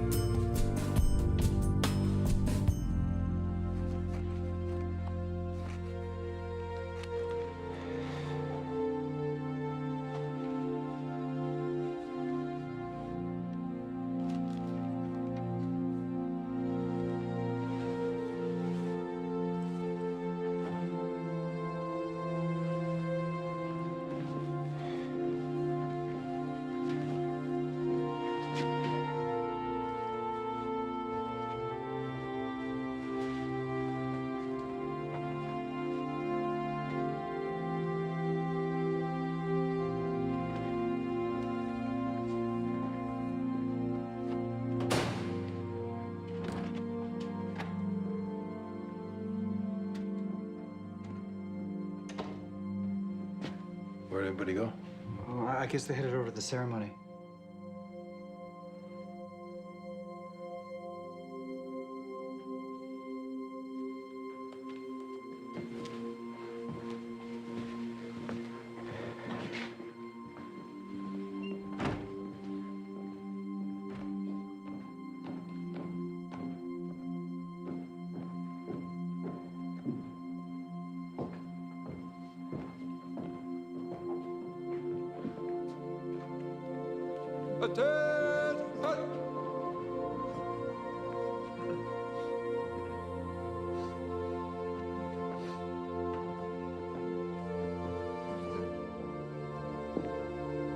Present!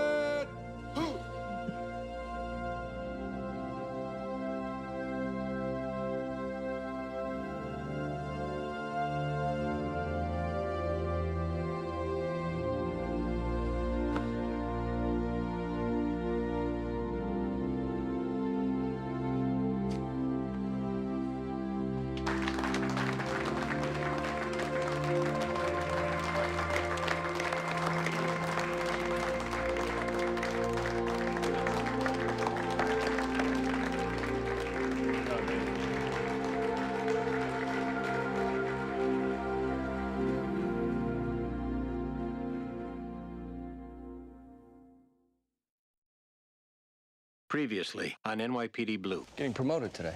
Yeah. Sergeant Sipowicz. You closed the deal. It was a fluke. I mean, if I started doing this for real, it'd be different. What about doing it for real?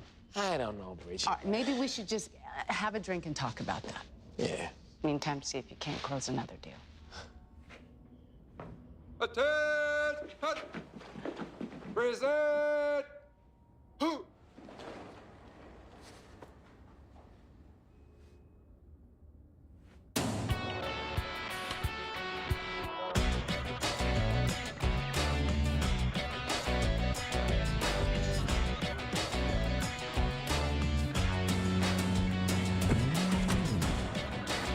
All right, step aside, homicide. How long you been waiting to say that to me? First thing I thought of when I woke up. Hey, Sarge. You took one in the chest. No sign of a struggle. My guess, for what it's worth, they either took him by surprise or they shot him from a distance. Anything missing? I don't know, check with the girls. All right, make sure your men secure the crime scene. Is that gonna be the last one today, or you got a few more saved up? No, that's it. Good. What do we got? Name's Lester Bakewell. He's an Army recruiter here to make a presentation at the school. How'd the job come in? Security guard. Heard shots around 7:15. That's the partner. She was in school when it happened. Name's Angela Payson, staff sergeant. Hey, you should get in touch with their CO at Fort Hamilton. Let them know what happened. I got it. We'll start a canvas. Sergeant Payson. I'm Detective Clark. Tell me what you know about what happened here. Sergeant Bakewell and I arrived a little after 7. I went in to make sure the auditorium was open. When I got back, I saw that he'd been shot. Did you see anyone hanging around outside? No, sir. Anything you could tell me about Sergeant Bakewell? He'd been assigned to the recruiting office here the last 2 years. He was just an outstanding individual, and I hate that he's lying out there in the open. I know, they have to take photographs. Let's finish up so we can cover him. Come on, guys.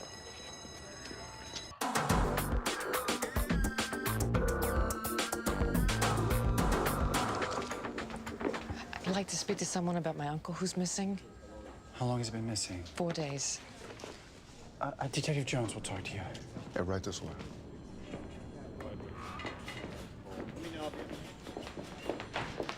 He's actually my great uncle. His name's Giuseppe Campo. We're Basque. You think something happened to him? It's not like him to be missing for 4 days. Where does he live? Shelters mostly. He's homeless. Yeah, he lost his apartment 2 years ago. He had a stroke, and the hospital bills cleaned him out. I begged him to stay with me. He won't. Is there any one particular part of town he stays in? He doesn't tell me. He meets me at Veniero's every morning. I buy him an espresso and a roll. I give him clothes if he'll take. Could have been an aborted robber. Somebody looking to steal audio-visual equipment. Could have found it without a soldier standing guard. No, it could have been a spur-of-the-moment thing. The perp got spooked. Yeah, that hour of the morning's pretty deserted. I wouldn't get my hopes up for witnesses. Family's been notified? They're down in Georgia. A chaplain and a field-grade officer have been sent out from Fort Benning. We're looking into the DOA's background? There's a good friend of his that he served with. Works for the MTA. We're meeting with him later. The dean of students of the school's inside. We'll ask him if there's any students we ought to be looking at. Why don't you set Steve up at Sipowitz's desk? Sure.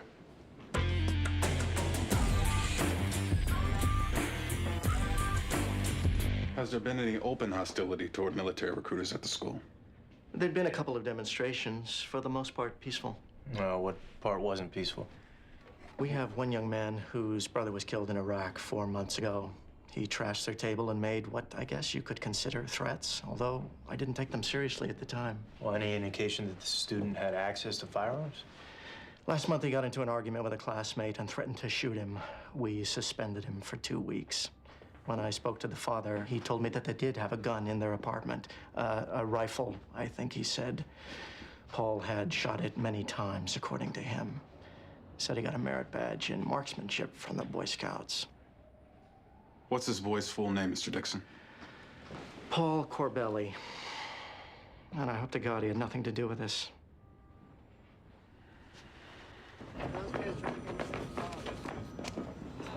What do you got, Sarge? Yeah, you put it out over the radio. You're looking for missing persons wearing some Knicks paraphernalia?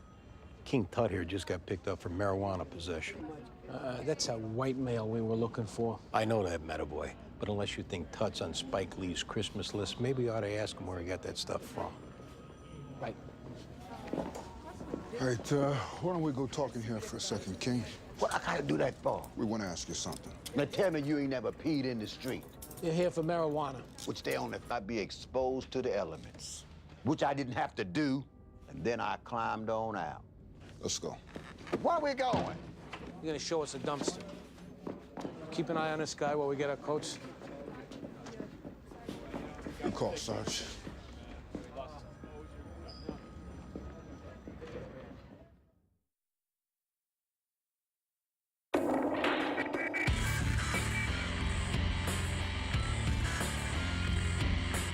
Where were you around 7 o'clock this morning, Paul? Home. Anyone there with you? My father already left for work. My mother's dead, so no. We know about your brother, Paul. Uh-huh. It's tough to lose someone that close. Last month, you threatened to shoot another student at your school. No, it's just talk. Well, we checked. We know your father has a hunting rifle registered in his name.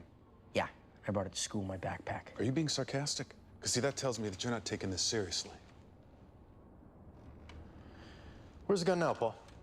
I have no idea. This was an American soldier murdered on American soil. Okay. Do you blame the Army for your brother's death? I blame a lot of people. Well, we know you demonstrated to keep the recruiters out of the school. How do you know that?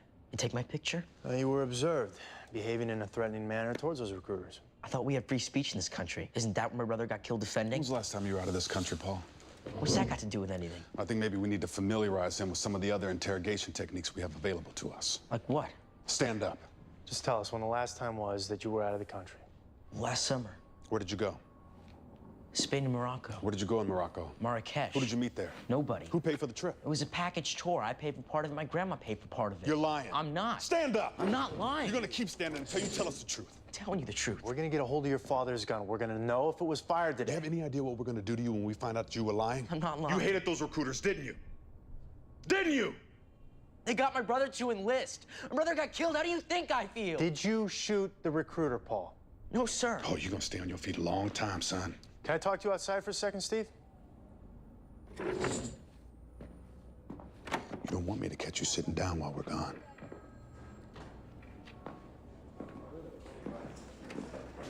What are you doing? He's ready to go. I think you're coming on a little strong. It's first and goal, John. It's not first and goal. You got a scared kid in there. Kid, hell, he's 17 years old. And he's scared. Good, I want him scared. Listen, why don't we get him to relax, and we'll go at him again. Well, I guess since we're on your turf, I gotta defer to you. I appreciate that. So what do we do now? Why don't you stick your head in there, tell him to get off his feet, and then we'll get back to him in a little while. All right? That way he starts thinking that we're both his friends. Well, that's the last thing I want him thinking. But you got it.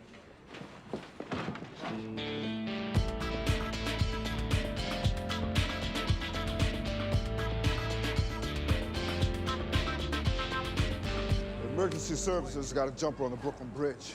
They're gonna be a while. So we gotta search this thing ourselves. I don't want to go in there. You know, I'll go in. I just wish I had a change of clothes back at the house. Oh, so having a change of clothes at the house brings it around to me. Did I say that? All right. Yeah.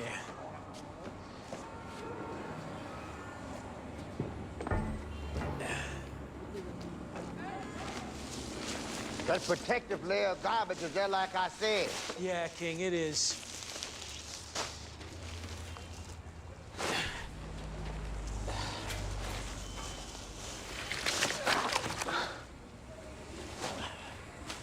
Just what I wanted to do when I grew up.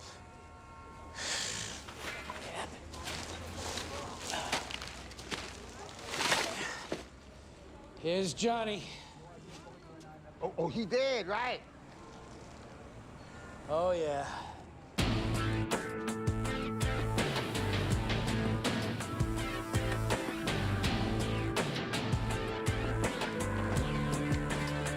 I don't know if I've mentioned this to you before, but I think you look great in a uniform. Thanks, John.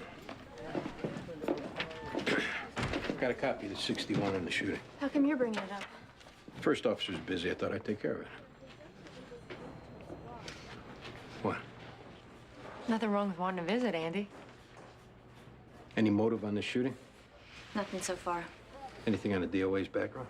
It's John's case. I don't know. Anybody been assigned to my desk? They got the Army CID guy using it, but it's just temporarily. We're doing court.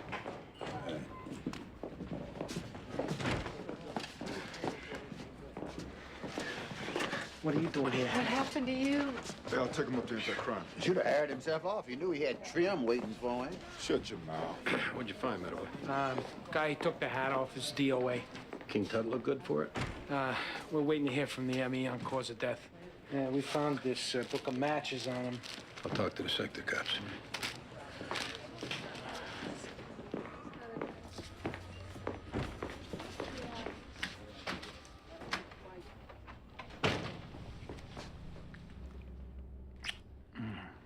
You do stink. I had to go in the dumpster. Why? You don't want to know. Yeah.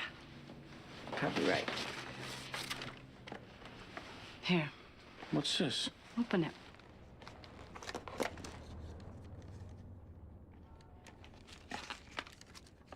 Wow.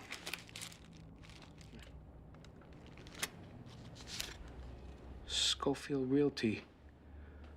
Greg Meadowboy Sales. When you're ready. This is a really nice thing, Bridget. I didn't build a real estate business in Manhattan being tentative. No one would ever accuse you of that. Anyway, give me a call. Yeah. Let me walk you out. Have a seat. Paul had nothing to do with that recruiter getting shot, I swear it. What time did you leave for work this morning? About 6:30. Where was your son when you left? Sleeping in his bed. He's not the easiest kid in the world to wake up in the morning. You own a gun? I have an old hunting rifle. What kind?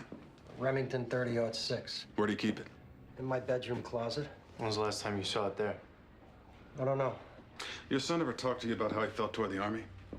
What he says because of his brother. What does he say? You gotta understand, Brian was who he looked up to. More than me. Brian was everything to this kid. Does Paul know how to use a gun? He learned in the Boy Scouts. But I'm telling you, this What is are the not circumstances surrounding his trip to Morocco? He and a friend of his signed up with some student travel program. Why Morocco? I don't know. They got it in their heads. They want to go there. Sir, do you have any objection if we take a look at your gun? None at all. We're also going to need to take a look at your son's computer. Sure. If he's been associating with any suspected terrorist organizations, we're going to find that out. I'm sure he hasn't been. Every website he's ever visited, we're going to know about it. What we're trying to say is that the best way to help your son is to tell us the truth. I'm telling you the truth. It is possible, sir, that your son could be concealing some things from you. I raised my boys to love their country. And I got one who died for it. And there ain't a day that goes by when me and his brother don't think of him. Still love my country, though. Does your son? Even if he don't, he would never cause another family to go through what we've been through.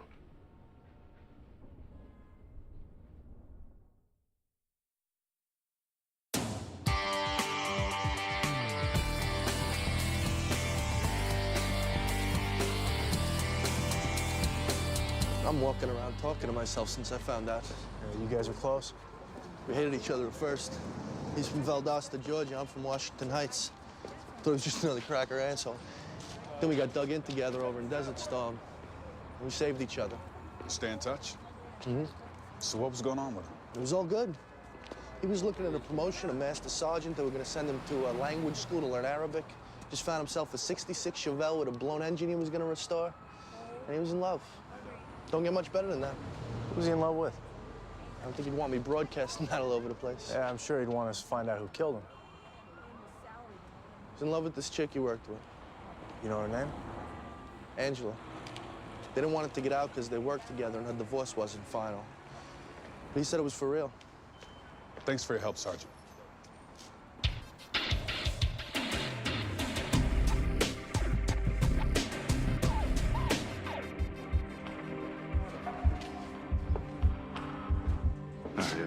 Why don't we go back in here?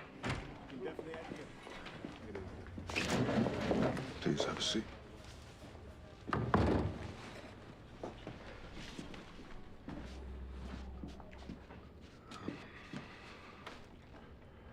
Your uncle's dead. The medical examiner said he probably died 3 or 4 days ago.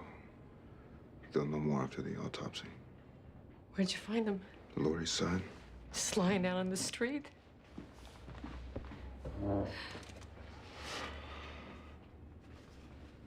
He was in a dumpster. Sorry. Did somebody kill him? It's possible. We won't know until we hear back from the medical examiner. This is what I was afraid was going to happen to him. There's a matchbook from a restaurant, Zazo.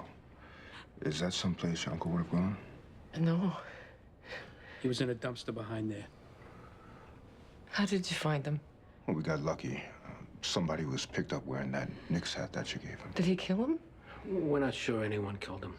I mean, what did he have on him? A comb? A crucifix? A few dollars and a Metro card? We'll let you know when we hear something. Do you need a ride anywhere? I think I'm just gonna take a walk.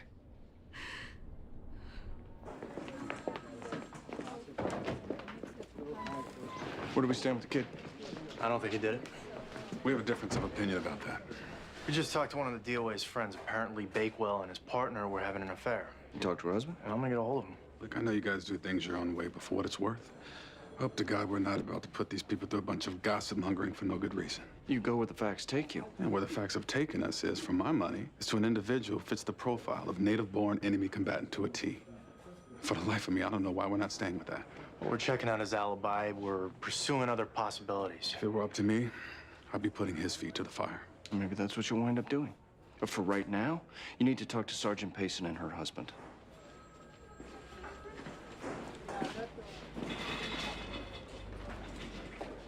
That's it. Yeah? All right. Thanks. Boy, I talked to the guys who have the sector that restaurant's in. They responded to a discount complaint last week involving the manager and a street guy who matched the description of your DOA. We're just on our way over there.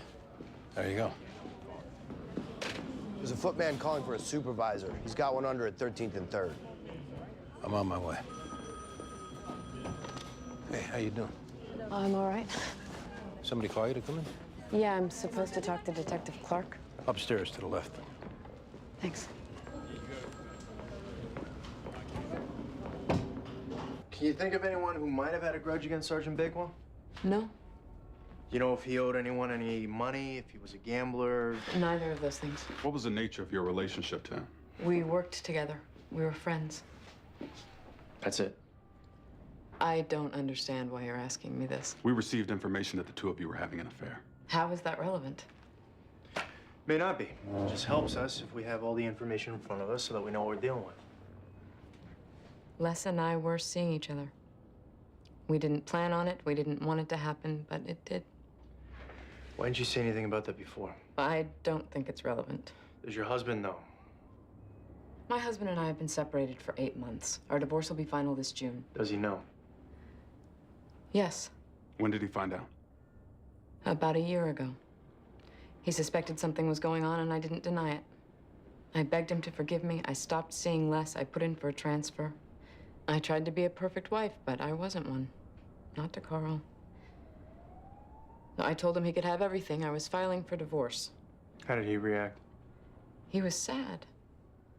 I was sad. We've both been doing our best to be civil to each other and get on with our lives. Is your husband in the service? Retired. Where does he live? Comac. We're gonna need his phone number.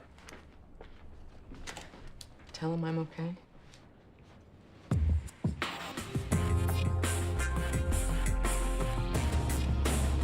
You the manager? Won't have a table until 10:30. We don't want a table. What's the problem? You recognize him? Nope. We got a report you got into a fight with him last Tuesday. Who said that? Someone who saw you. Wouldn't be Carol Burnett's evil twin, would it? Who? Well, she's this lunatic who lives upstairs. You know, she's trying to get us kicked out of the building. Are you saying you didn't have a fight with him? I'm saying I don't remember. See, human flotsam come and go in this city. If they make problems for me, I make problems for them. I don't clutter my brain trying to remember faces. This guy might have died that night. Sorry to hear that.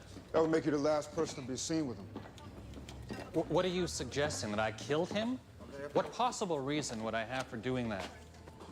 You should know that this is a homicide investigation. That means we're going to talk to your whole staff and everyone up and down the block. And if anyone says that you put your hands on him, you become suspect number 1. That means if there's anything you have to say, now would be the time to say it.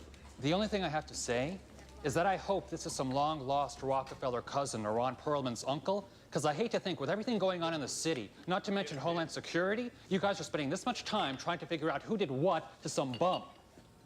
We need a staff list with contact numbers. No response.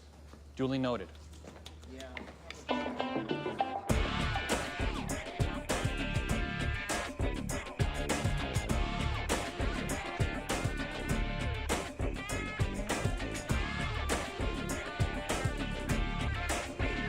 What do you got? I'm about to write this guy up for being double parked. When he comes out of the building, he starts in on me. I give him his warning. I told him he was getting out of line. When he wouldn't stop, I put the cuffs on. When I get my turn? I'll be right with you. He put his hands on you? I think it was headed in that direction. But it hadn't happened. No.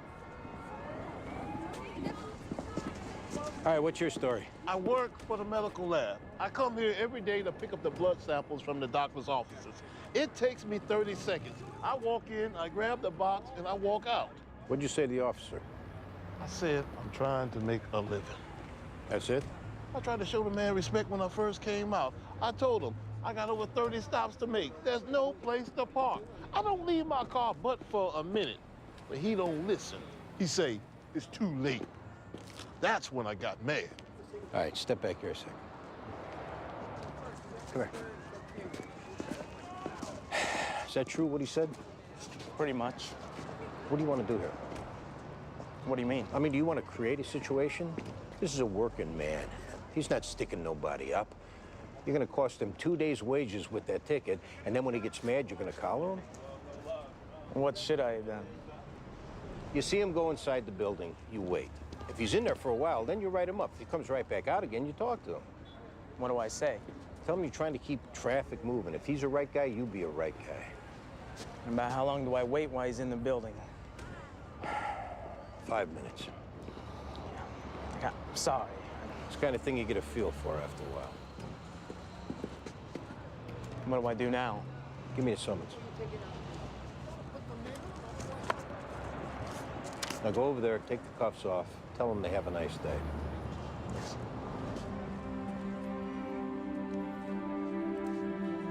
This can't happen, son.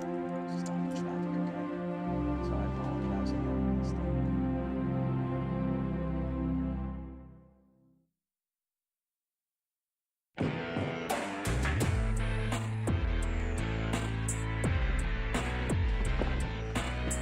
So I understand you're retired from the military? Yeah, Army. What rank did you retire at? Light Colonel. You heard what happened this morning. I did.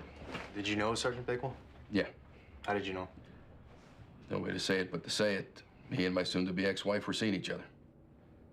Now, we have to ask you this, but where were you between 7 and 8 this morning? I worked for the Nassau County Department of Emergency Management. From about 7:30 on, I was observing a preparedness drill at St. Catherine's Hospital in Rockville Center. And there's people who can vouch for that. Sure. It's just for the report. I understand. How's Angela doing? She's doing okay. I'm awful sorry this has happened. When was the last time you saw Sergeant Bakewell? I ran into him at Angela's when I was dropping some things off. That would have been about a month ago. How was that? We conducted ourselves like gentlemen. How are you and your wife handling the divorce? And we've had our moments. Probably both said some things we've regretted, but once you come to the conclusion that the marriage is really over, you make your peace with it. You're gonna need the names of those people from the hospital. I'm gonna have to call you from my office. I just met them today. Not a problem. You the hostess at Zazo? Mm-hmm. Were you working nights last week? I was. Do you recall any incidents? Like what? Like any altercations outside the restaurant? This is about our fearless manager? Was he in an altercation? Constantly. Are you gonna tell him I said that? No, not if you don't want us to. Do you recognize this guy? Yeah, I do. Is he one of the people that your fearless manager was in an altercation with? That's not where I recognize him from. I've seen him hanging around the kitchen. I think he was friends with Nestor. Who's that? He cleans up from midnight to 6. What can you tell us about him? Well, I know he's been in prison. And I know he doesn't like it when someone moves his mop or mop bucket or anything, because I've seen him go stark raving nuts the next day. Do you know what his relationship is with this guy? No idea. We appreciate your help. Oh, anytime. Andy, you got a minute? Move it. Yeah, sure. The Army guy I'm working with likes his high school kid. Who do you like? I don't know. DOA was banging his partner, who was married to this ex-military guy she was in the process of divorcing. You talked to him? Yeah. He said all the right things. The only thing that was bothering me was they've been separated 9 months. He's still wearing his wedding ring. May or may not be significant. Significant. May or may not mean he committed murder. When his kid lost his brother in Iraq, he knows how to shoot. He shows some antisocial tendencies. You know, I can't exclude him. What's the DOA's partner giving you? She admitted to having the affair after we got it from somebody else. I mean, past that, nothing. I'd go at her again. With what? Make her think you're about to collar this high school kid, see what that price was. Ain't the same working the case without you. Tell your partner what you're doing. Don't sandbag him. Let him think you're listening to him the same as you want him listening to you. Hey, you sure this ain't just for today you working down here? Go on, get out of here.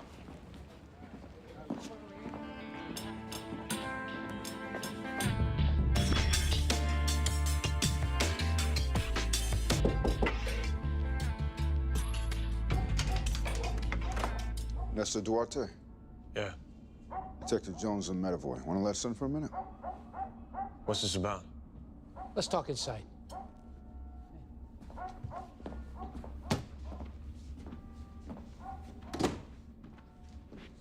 You know this guy?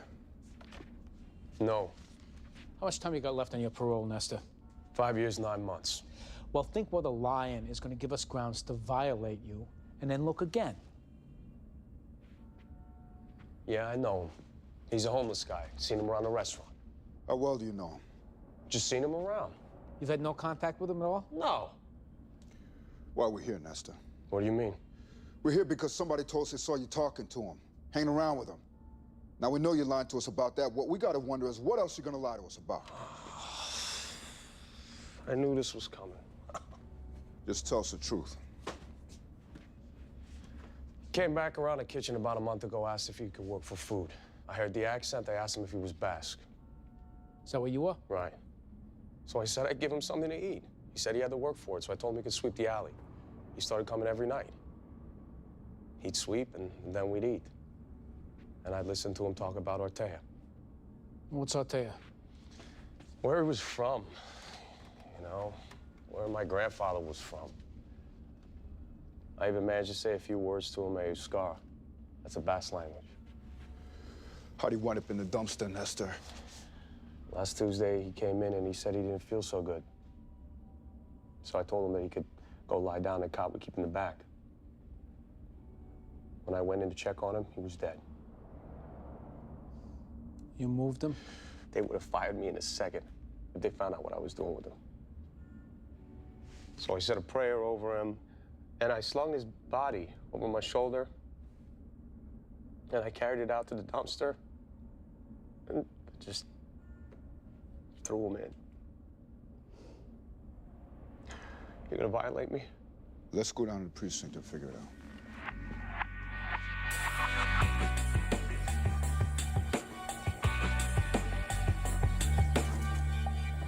I would have thought they'd given you R&R for the rest of the week.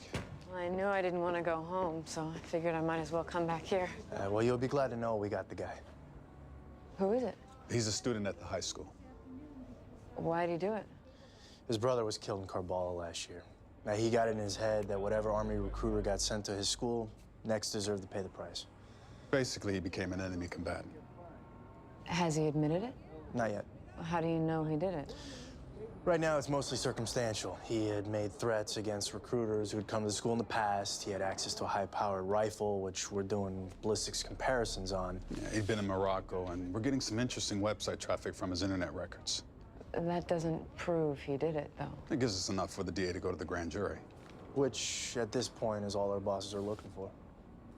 Does that mean his name will be in the papers? Yeah, it's his old man I feel bad for. You know, one son's killed, the other son's a murderer.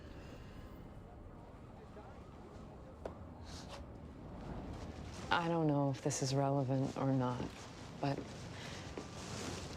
you have to know something about my husband. What's that?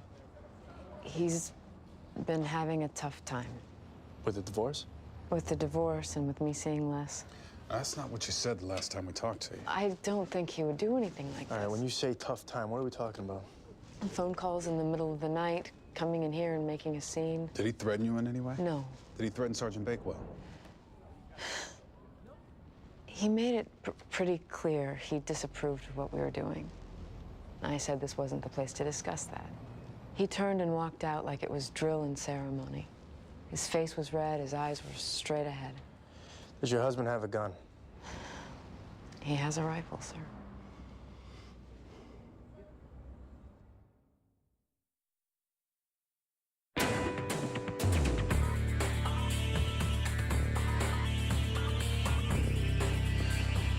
Hey, we got the report fax from the ME's office.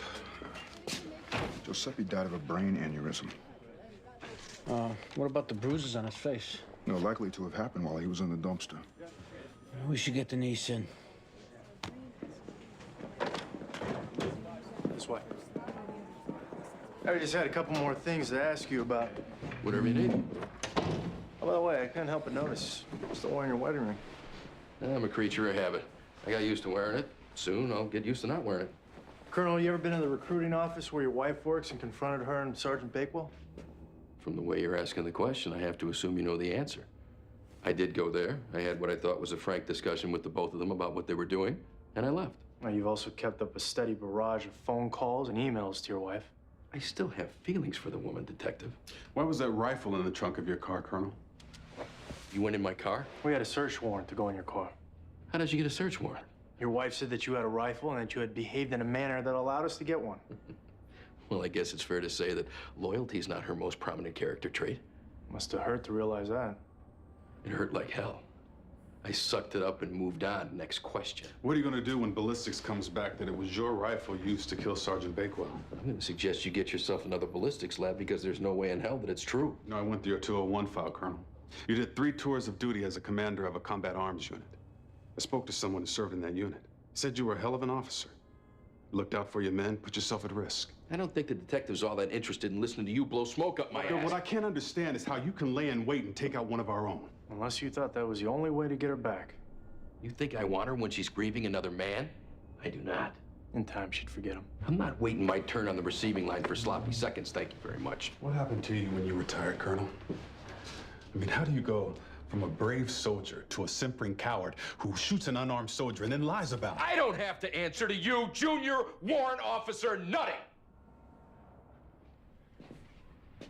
Colonel, I don't have a military background, but based on what I know about your record, it seems like your sense of honor ought to cause you to tell us the truth. No matter what you did, no matter why you did it. I thought we were gonna build a world for ourselves, Angela and me. I came back from overseas to have a house and a yard, to raise children. That's what I fought my way through hell to get back to. Then I hung up my uniform because it was time to make a decent living. Time to stay in one place. Time to enjoy our life together. I earned that right. I put in my time, and I earned that right. And this guy took it away from you. I set up on the location where I knew he'd be. As soon as I had a clear shot, I took him out. What did he think was gonna happen? Boss, just want to let you know, partner's husband won for it. Where's Nutting? He's telling his commanding officer. It's good work, Detective. Thanks. Cleared this one without Sipowicz. Not really.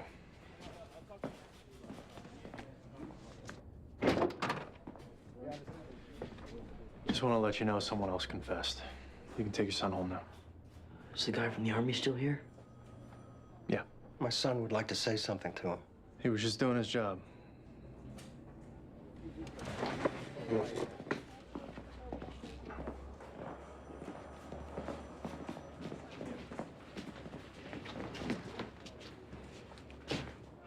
Are you gonna talk to the family of the guy that got killed? Yeah, I'll probably put a call into him. You tell him for me that I'm sorry? Especially if he has a younger brother? Yeah, let him know.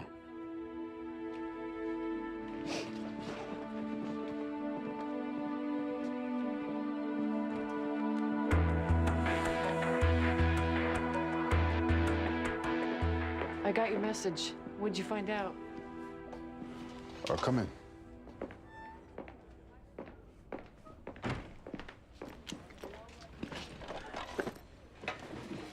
Your uncle died of a brain aneurysm. What is that? I think it's when something happens to one of your arteries.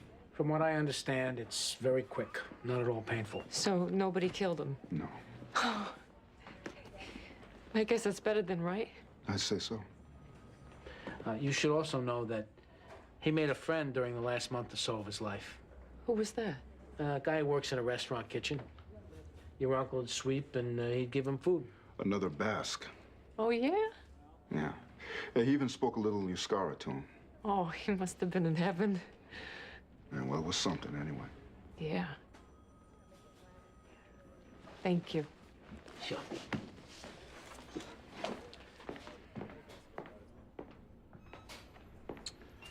Call it a day.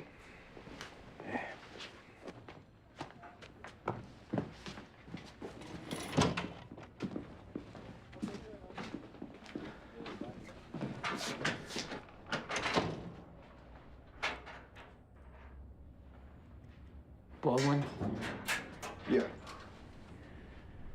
I think I'm gonna put in my papers. Are you serious? I think it's time. Not because of bail. No, though he did get me thinking. Now, truth is, I've been up nights over this. I don't think I'm ever gonna love a job as much as being a detective. But I got an opportunity opening up.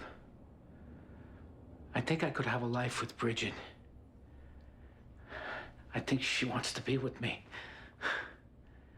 And I'm never gonna have another chance like that.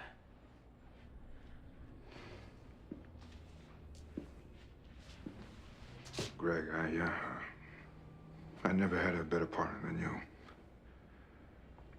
But you gotta be happy. And if you got a chance to go for something better, then I think that's great.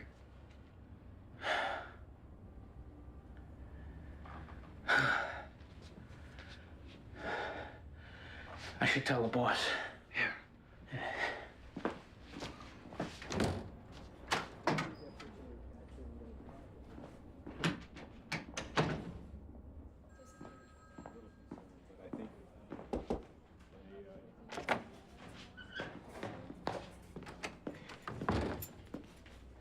Clark gone? Yeah, he had to go over to central booking. You know what happened with his case? The husband of the DOA's partner went for it. That's the one John was liking. He's got some good instincts, that boy. How come you're here so late? We were in court all day. Had to get caught up on our paperwork. We miss you, Andy.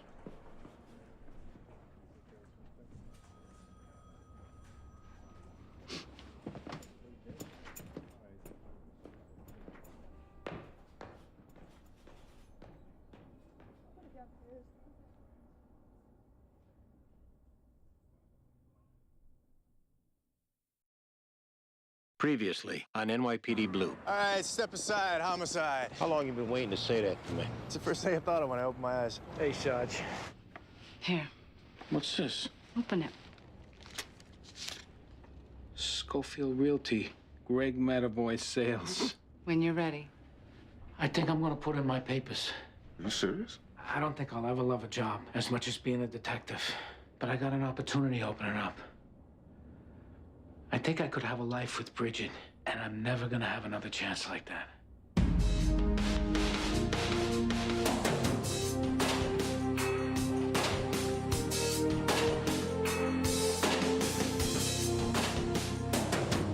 Two of mine, Donatelli and Perez. Chasing a suspicious male, throws a shot, gets Donatelli in the leg. He get away? Back of the building opens up onto Attorney Street. Chances are he came out there.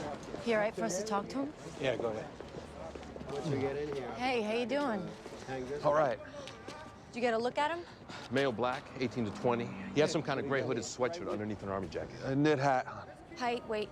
On the short side, probably 5'5", 5'6". Thin build. What happened before you took off after him? We see him walking down the street. At first, I thought I recognized him from having locked him up. It looks like there's a bulge on his hip. I called to him, told him to come over. He takes off. Into there. Right there. First, I didn't see him, and then he jumps out from around the corner, threw a shot, and took off. Did you guys get any shots off? No. Look, guys, we gotta get going. I'd like to ride with him in the ambulance unless you need me to stay. That's all right. We'll find you down at the hospital. Hey! Hey! What are you doing, huh? You see you're blocking an ambulance here? Get this car the hell out of here. Sergeant Sipowicz.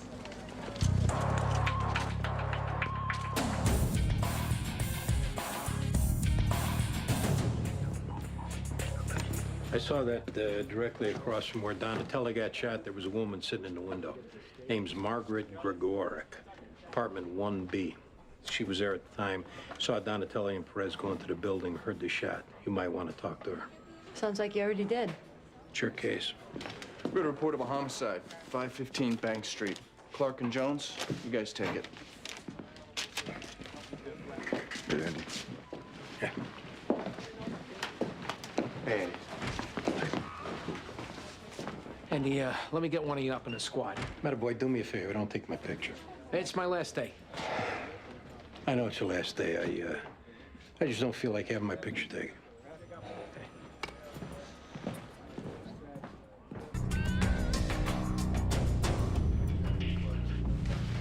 Who is she? Name's Deborah O'Shan, 37 years old. Looks like she got hit in the head with that statue. Who called in the job? Friend of hers, Maxine Annunziato, let herself in with her own key around 9. Any sign of 4th century? Not that I can see. Looks like whoever it is got her rings. There's also a bunch of jewelry boxes in the dressing room that got cleaned out. Where's her friend?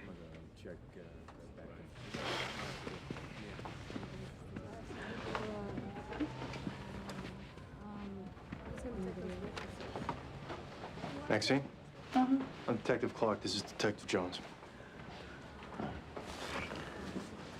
You found her?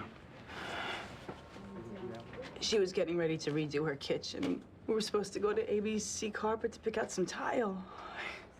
How'd you get in? I had a key from when I house sat for them. Who's them? Debbie and her husband, What's her husband's name? Barry Olshan. How did you know Debbie?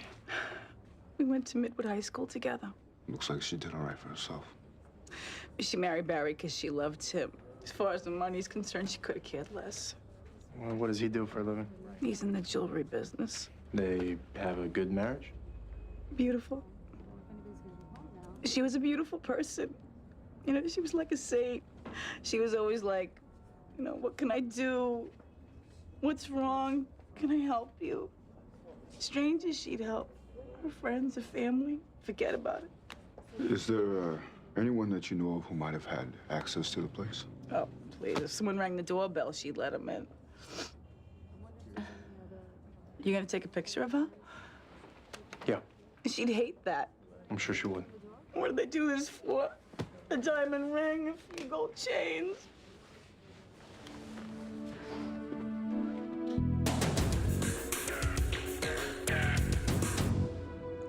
You were home this morning, Mrs. Grigor? Fortunately, I didn't.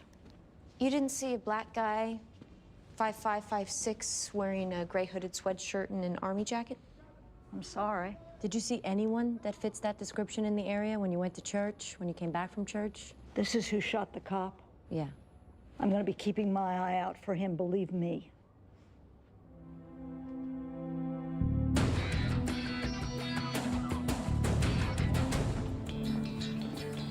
This is Mr. Olshan and his attorney. Norman Haynes, how do you do?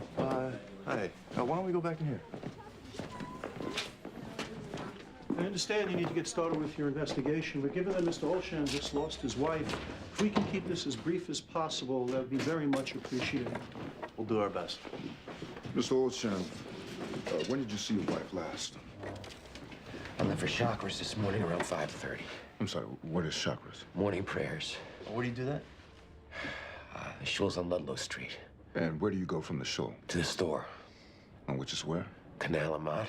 What does your wife usually do in the morning? 7 o'clock, she goes to the gym. Comes home. Showers, dresses. Then she comes into the store. I'm talking about her like she's still here. Mr. Olshan, were there any of your employees who might have been given access to your home? What kind of access? Keys, the alarm code? No. Why would I do that? From my understanding, this was a robbery, is that right? Well, it appears some things may have been taken, but at this point, we don't know if the motive was robbery. Sir, we're gonna need a list of the people that you have working for you. Guys, I'm not trying to tell you how to do your job, but an expensive townhouse is a target for anyone looking to do a robbery. Why are we focusing on this being an inside job? There was no sign of forced entry, so that means that someone either came to the door, your wife let them in, or they knew how to get in. There's no one working for me you have to worry about. Well, you may be right, but we still need to talk with them. Is there anyone that you come into contact with who might be dealing in stolen merchandise? Why are you asking him that? Because we'd want to talk to that person. Well, at this point, I'm going to have to terminate the interview. Counsel, we're just getting started. By the nature of your questioning, you've made my client a suspect. Now, showing up with a lawyer, he's made himself into a suspect. Where's it written you can't have a lawyer? Most people, if they're finding out their spouse has been murdered, don't call a lawyer. You're telling me I'm not grieving because he's here? You don't have to respond to them, Barry. We're just telling you it raises questions. I don't care what it raises. I don't care what you think of me. I know how I felt about my wife. God knows how I felt about my wife. And that's it. That's all that matters. To bring shame on your family? You think Barry had anything to do with it? No, no. She doesn't think nothing.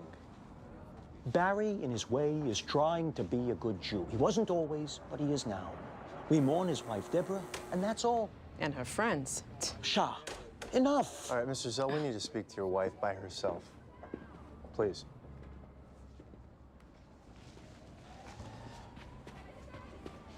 Vergessen nicht, wer du bist.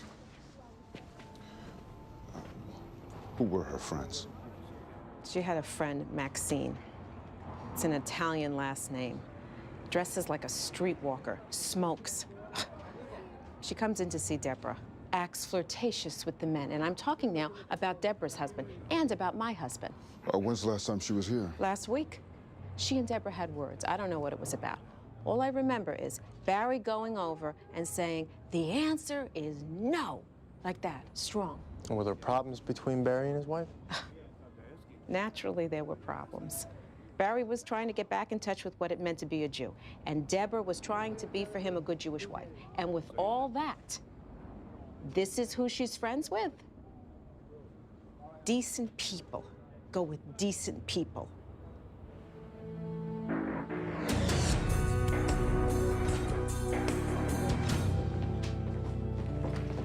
Perez. How's he doing? I don't know. They're doing x-rays now. Well, maybe you could take us through the sequence of events. I was driving. Pat was in the passenger seat. We go past the Gumper houses. We turn left on Rivington. Pat spots the guy in the corner of Rivington and Clinton. What time was that?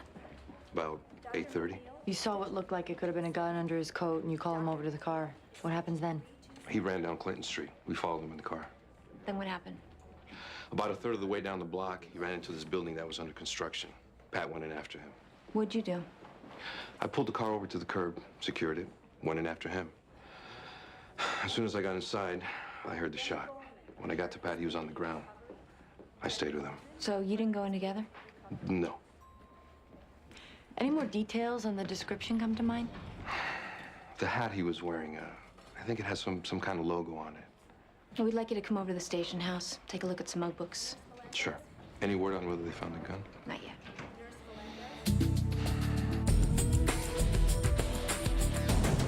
How long on the route? 30 minutes. Before today, when was the last time you saw Debbie Ocean? I saw her last week. And where was that? I stopped by the store. Just a visit? As opposed to what? Maybe there was something that you had to talk to her about. What? Am I like a suspect here? Is that what's happening? We're talking to anybody who knew her. Oh, yeah. She was gonna bankrupt me to open up a salon in the city. We were talking about location, size. There was a million and one details to go over, so, that's what it was. Well, you have an argument? We were like sisters, all right? I mean, sometimes we yell, sometimes we'd argue. That's what sisters do. Did it affect your relationship that she started to get more religious? Oh, yeah, it did. I mean, when Barry started getting crazy with all this Jewish stuff, Debbie had a big problem with it. I was her Cougette friend from her old life, which, you know, Barry's whole Orthodox thing wanted nothing to do with. You still went over to the house, though? Yeah, sometimes. I mean, you know, go to lunch or, you know, she'd go out once a week. I mean, the girls still like to go out, Jewish and no. Well, she meet anybody going out? What, as in, like, starting to see somebody? No, like somebody who might have spotted a rock on her finger and found out where she lived. There was this Russian guy that we used to see every once in a while when we go to the clubs. I mean, he was all over her.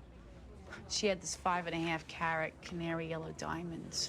It was gorgeous. And I remember him making a really big deal over it. Is there any reason to believe he does robberies? I don't know, I didn't think of this before, but he used to tell us if we ever needed Gucci or Prada or Louis Vuitton that he could get it for us. What's his name? Mike. I never got his last name.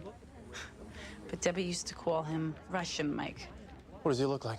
He had short hair, thin face. Really, you know, really Russian looking. I remember that he dressed nicer than most of the Russians, though, and he had a spider tattoo on his hand. Any idea where we can find him? There's a restaurant on Brighton Beach Avenue called Olga's. I think he said he hung out there. Nucci only wants you, sweetheart. Sorry. Can I go finish up? Sure.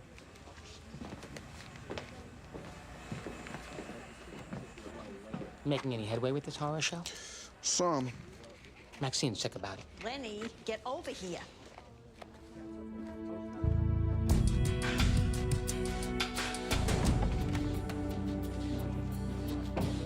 Hey, Jones, I'll meet you up there. What's doing? Husband of the DOA showed up with his lawyer. Yeah, it might be that there's some Russian involvement. Jewelry outfits work good for laundering money. Yeah, that's true. So that's a good arrangement, you and Jones. I think.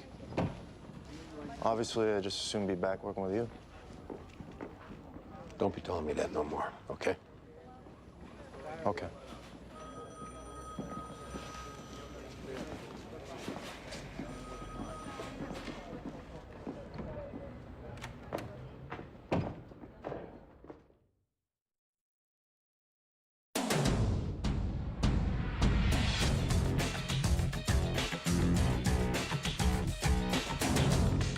Mike around?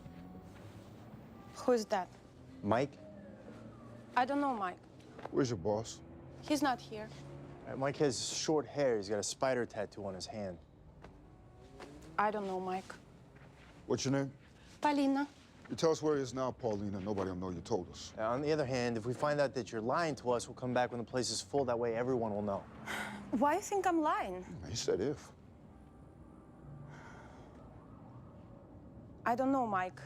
I know Misha. He fits the description. 2 blocks this way, a blue building. What's his name on the buzzer? Nosikov. Thank you, Paulina. You don't come back now? If we find him there, we won't come back. Good.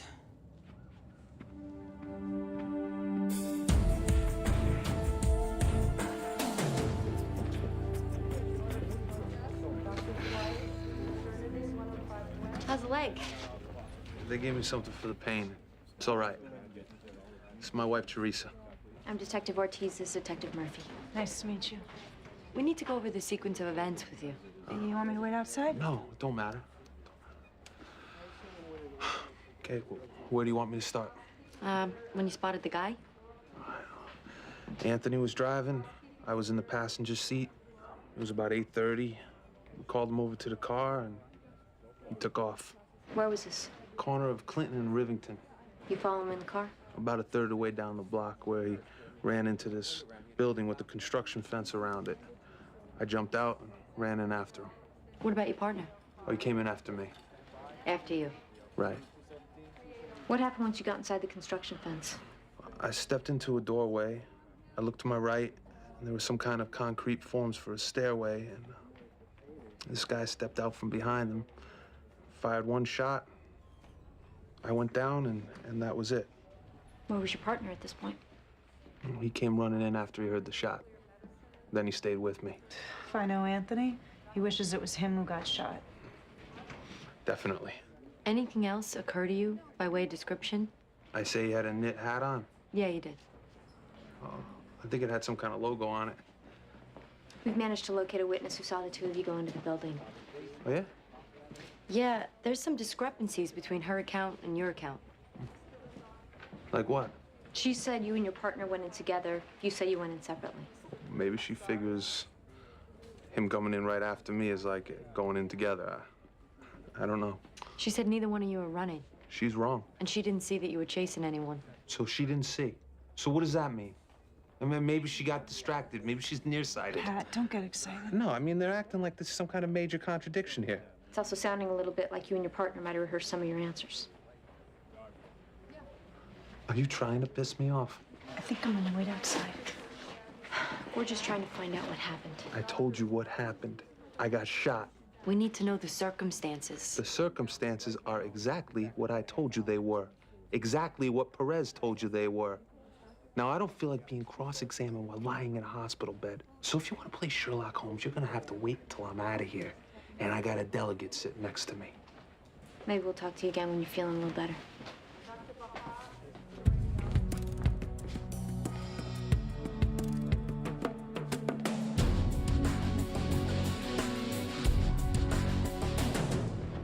That wife knows something she's not saying. You think? I think we need to go back there and talk to her by herself.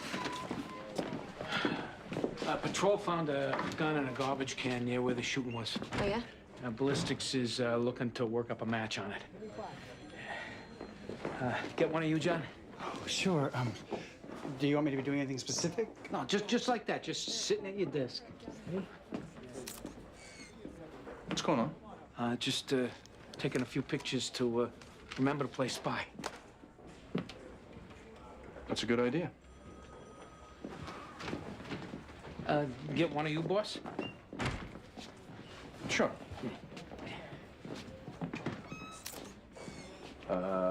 Boss. Got a possible suspect, a Russian in Brighton Beach. Knew the DOA. Sounds like might be doing robberies on a regular basis. You want to hit the house? Do we have to bring an emergency service? With a guy like this, that's procedure. All right, any chance that, I don't know, you could come along so that we don't have to? Why, what's the problem? There's always some jughead sergeant who want to see the paperwork or seal off the block. Man, everything with these guys is D-Day. I'll meet you downstairs. You want to come with us, Greg? Where you going? To the house. Yeah, sure.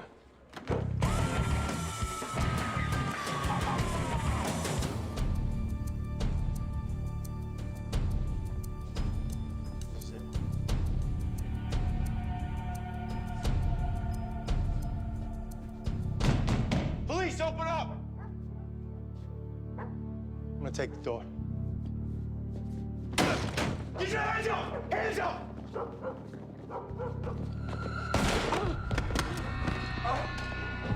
I'm hit!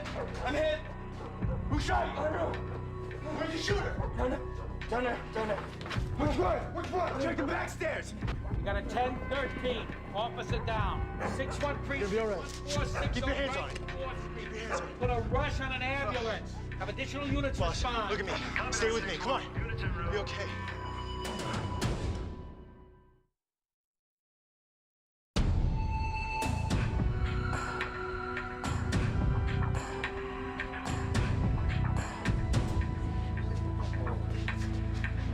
Hold on.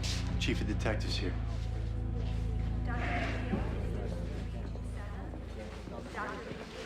What happened? We banged it in the joint for the one guy.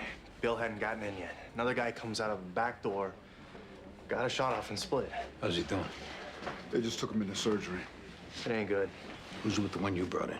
Greg brought him back to the house. Is there a second whip up in the squad? No, sir. In. Come here. I want you working this case. I'll notify the chief of patrol. Get out of the bag. Back in the suit. You got it. Okay, guys, you heard that.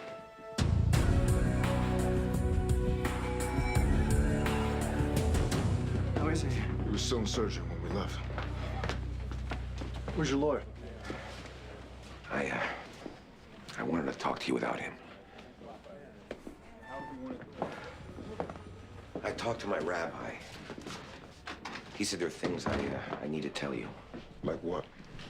The reason I came here this morning with my lawyer was, I was afraid you'd want to look into my business. What are you afraid we find?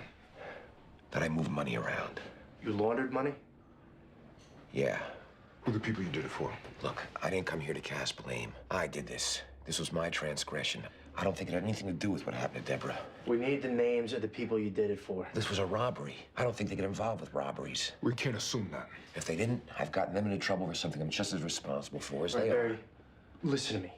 A police lieutenant was shot and critically wounded in the course of investigating your wife's murder. That means you don't get to pick and choose what you tell us and what you don't, okay? Everything comes out now. He could die. We need names, Mr. Olshan. There's a guy named Lenny Russo who brokered it. He's the only name I know. How'd you meet him? He works with Maxine. She doesn't live the most upstanding life in the world, but it was important that Deborah maintain that relationship. Anyway, one day she brings over Lenny. When's the last time you talked to him? A couple of weeks ago. He wanted to open a salon in the city, which suddenly became my responsibility. There was a lease that had to be signed. He had given notice.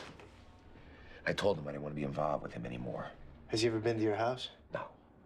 I kept all that away from my house. Then when I decided to live a more upright life, to stop doing these illegal things, I thought I got away with it. Now God takes my wife away from me. You get away with nothing.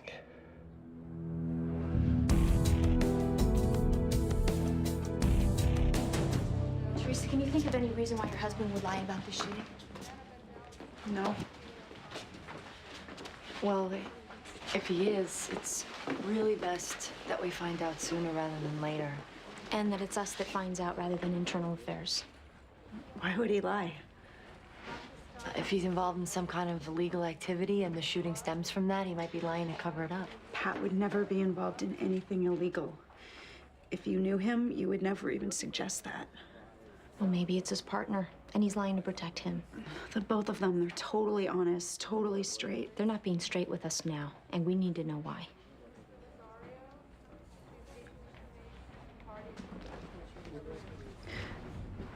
Pat has cancer. How long has he had it? We found out 6 months ago that he had it in his colon. And last month, we found out it had metastasized in his liver. We're so sorry to hear that. I'm not supposed to say anything to anyone. He wants to keep on working. He doesn't want anyone to know. Don't worry about that now. I don't know that it has anything to do with this, but I think maybe it does. I should probably go back in and be with him. Go ahead.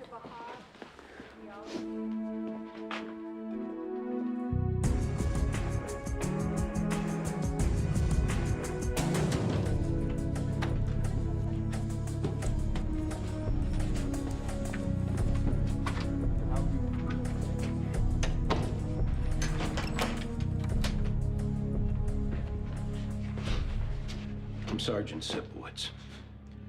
The individual who was present in your apartment, who shot the police officer, I need his name. Well, I tell you what I tell other guy. I don't know name. Your name's Misha? Right. The thing you have to know, Misha, I don't care how long this takes. I don't care what I have to do to you, but you will tell me his name. What? I don't know. I don't know. Before we leave this room, you will tell me his name. I've been in Soviet prison. I've been beat plenty before you come along. Who's the guy who ran? I don't know name. I think you probably are a pretty tough guy, Misha. I handled myself not so bad. I think you probably could stand a halfway decent beating. No problem. The building on Brighton 4th Street. Who else lives on your floor? Ukrainian woman with small children, old Russian man. That's it? Also, maybe a guy named Willie. Willie what? I don't know Willie what. I guess I could see how close I come to killing you before you tell me what I need to know. I go too far, so be it. You don't kill me. We got you on illegal weapons charges. You were in possession of stolen merchandise. I don't even do nothing.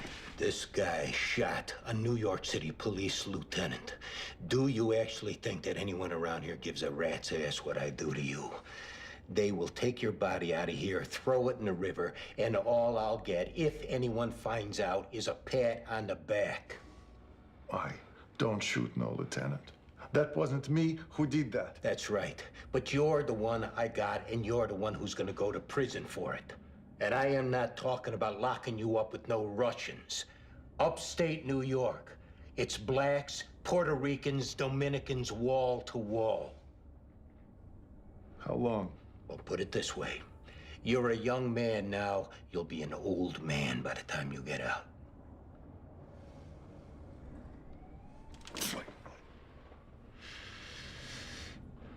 His name is Sergei Yesenin. Where do we find him? He have a sister in Rigo Park named Kazinov. He have girlfriend in Fort Lee. I don't know name. I only know building. Let's hope that information is good.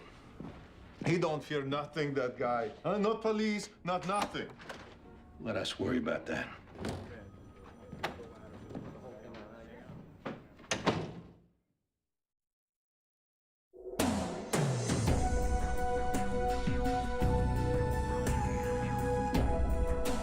When's the last time you saw Debbie Olshan, Lenny?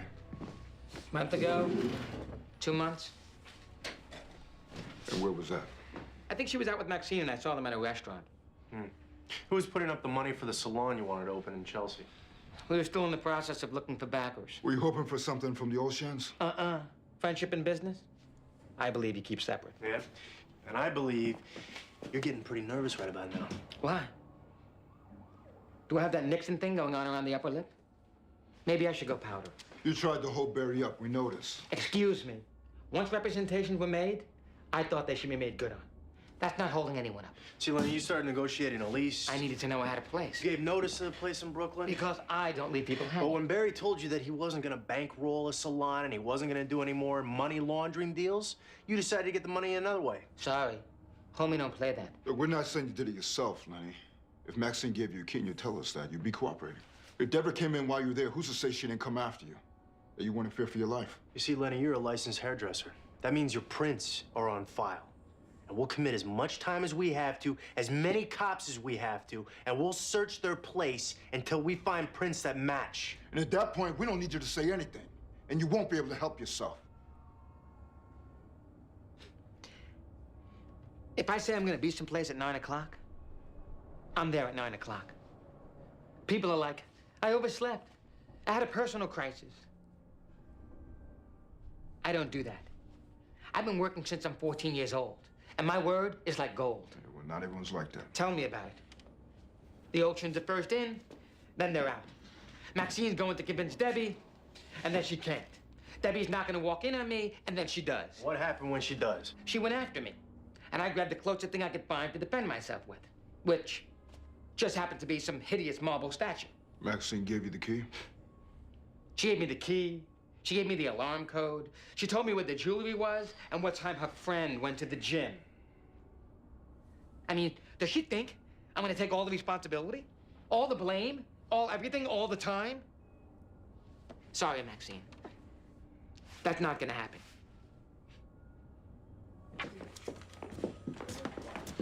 Anything? A couple were close, but they weren't him. I think we have a problem here, Anthony. What's that? The story you guys were telling us doesn't check out. You found the gun. Which you could have easily put there for us to find.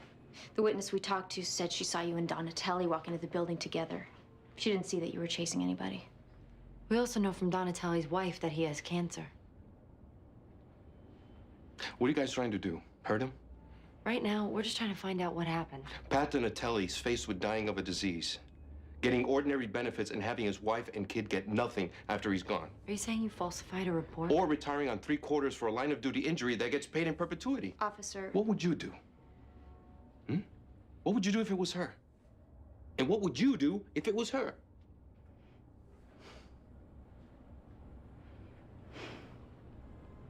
We understand you're in a tough position. He's just trying to look after his family. For right now, don't say anything to anybody. Let us see what we can do.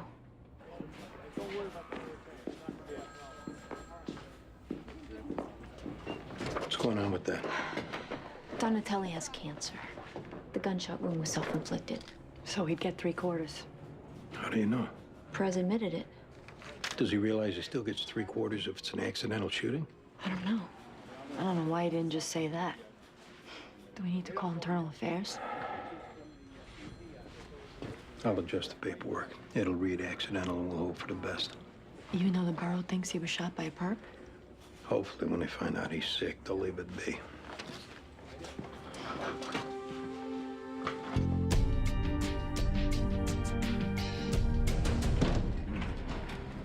Thanks, Hank. Anytime.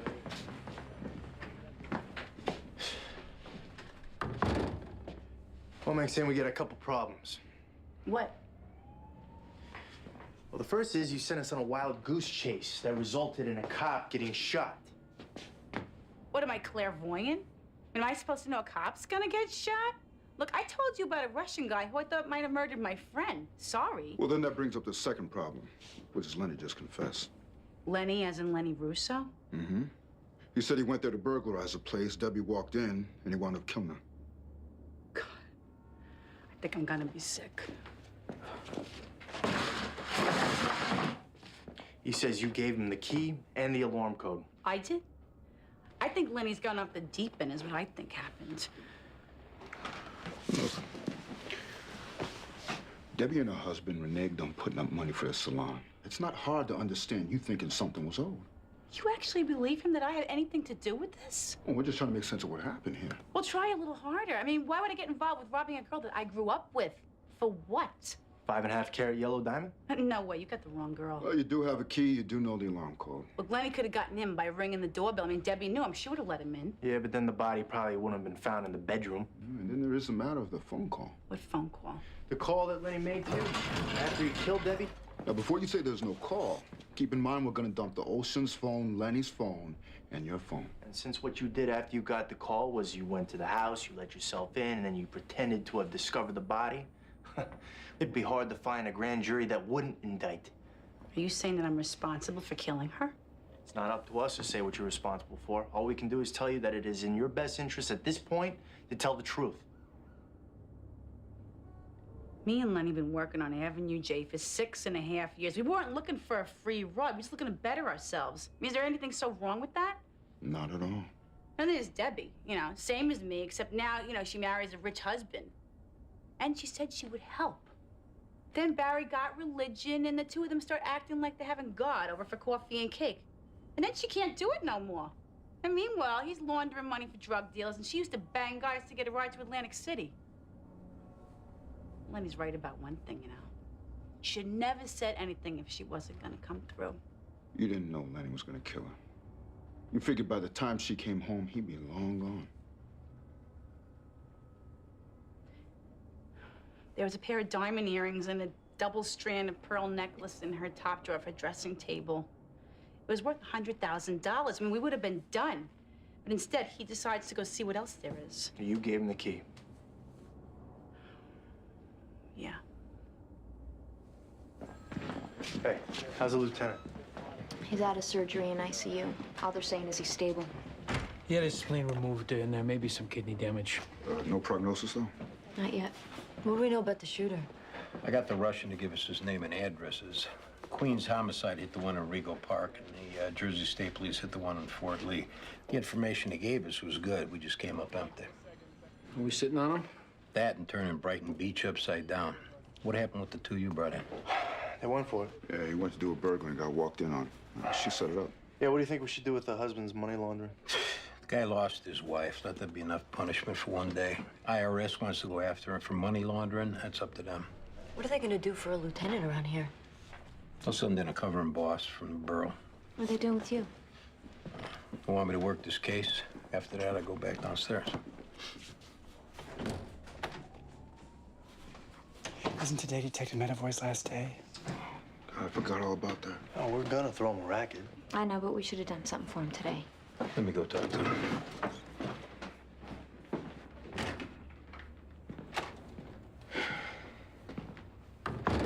You know, with all that's been going on, we kind of lost sight of the fact that you're leaving us. Yeah. I have to say, I've been having second thoughts. Oh, yeah? There's no time to be leaving when one of our own was hit. I don't know if that should cause you to have second thoughts. I've been part of this squad for a long time, Andy. When we divided up the chores and went with finding out who did some awful thing, when we went out to run them to ground, I was part of that. Awful things happen every day, Greg. And every day they'll be dividing up the chores. After you're gone, after I'm gone. But you're not leaving.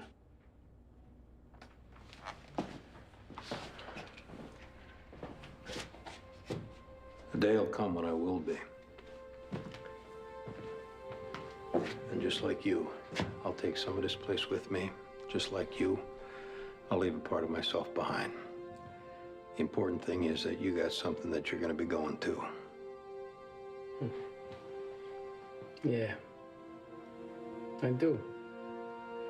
It's probably right that you should go when you planned on. Hey, Andy. Can I take a picture now?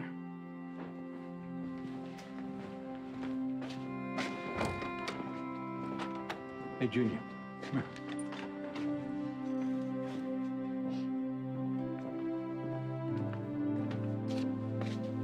Let's take a picture of the two of us.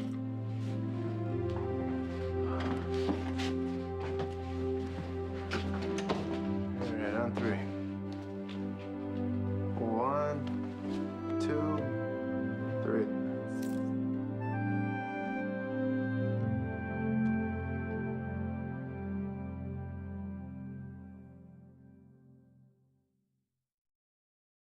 Previously on NYPD Blue. Gentlemen, it's official. I have been to the Pension Bureau, and I now have my pistol license and my retired ID.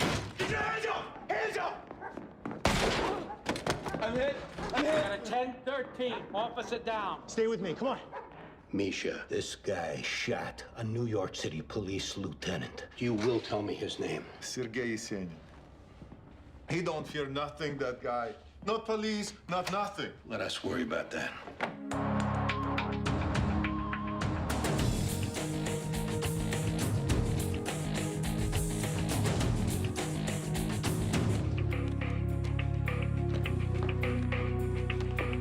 How you doing? I'm Lieutenant Henry. Chief of Detective's office sent me over here. I don't know if it's a permanent assignment or not, but they told me to get comfortable, so that's what I'm gonna do. I'm Andy Sipowicz. Andy, pleasure to meet you. Heard a lot about you.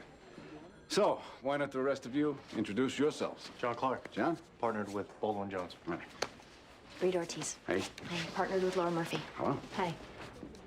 And what's your name? I'm John Irvin. I'm the PAA. Ah. Didn't you just make sergeant? Yeah, my current assignment's downstairs. I'm just up here working on a lieutenant's shooting. Ah, how we doing with that? Well, I got some information from the guy we collared. The addresses he gave us are legit, but whoever was there had moved out. You a golfer? Me, no. I saw you looking at the club. Should we bring you up to speed on our cases? There's no rush. You know, when you get to it, you get to it. I can make copies of whatever you need. Now, just don't bury me in paperwork now, huh? If there is anything, just let me know. So, any of you golfers?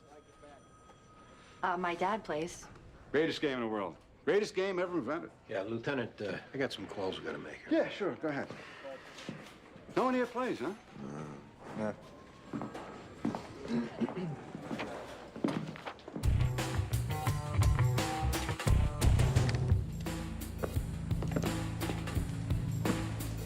Her name's Farrah Marr. Looks like she was stabbed in the chest. You think? How'd the job come in? Next door neighbor called it in. His name's Charles Lusk. That him over there? Yeah. Wait till you get a look at the outfit on this guy. You Charles Lusk? Yes. What happened this morning? It was early. I heard music coming through the walls.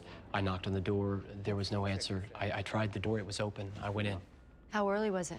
About 8 o'clock. How well did you know her? Not very well. The one thing we talked about was music, since ethnographic folk music is what I'm pursuing my doctorate in. Was it unusual for her to be playing music? At that hour? Yes, it was. You were going in to ask her to turn it down? I do meditation at that hour of the morning, and I was irritated at having it interrupted. Was Farrah married? Yes. Can you tell us anything about her husband? I think he was a cab driver. I know he was gone a lot. Any sense that there were problems between them? I really hate being put in the position of commenting on something like that. No one's gonna quote you. Under that rubric, all right? I did hear arguing, though it was her husband who did most of the yelling. Any idea what they argued about? They spoke in Arabic. I have no idea.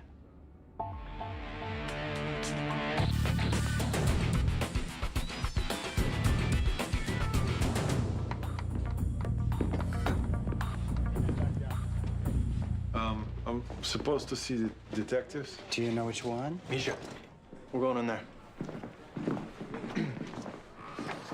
You coming? Why don't you two talk to him? On the off chance, because it's a cop shooting, if anyone expects Arnold Palmer in there to know what's going on, I gotta at least try to bring him up to date.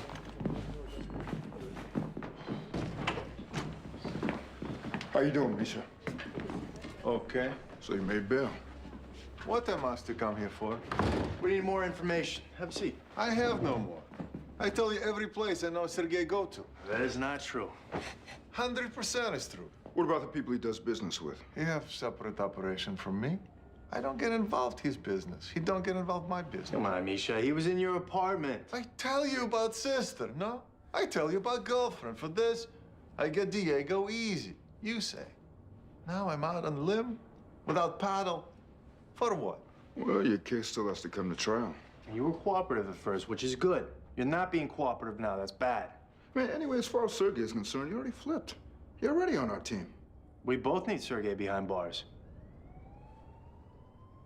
Okay. You want something from Misha.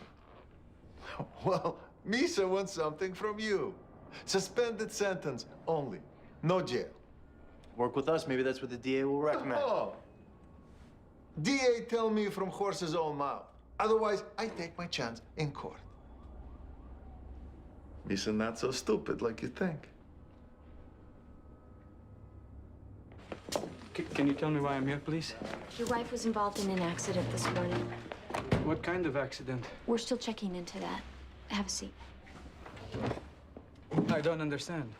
Where were you this morning, Mr. Amar? Driving my taxi cab. And you left your apartment at what time? 6 o'clock. Was your wife there when you left? Sure, she made for me breakfast, please. What kind of accident was she involved in? Your wife was killed, Mr. Amar. How do you know this? We're investigating her death. She was murdered in your apartment. How did it happen? She was stabbed. How were you and your wife getting along, Mr. Amar? Good. Fine. Perfect. We've heard from people in your building that used to argue quite a bit.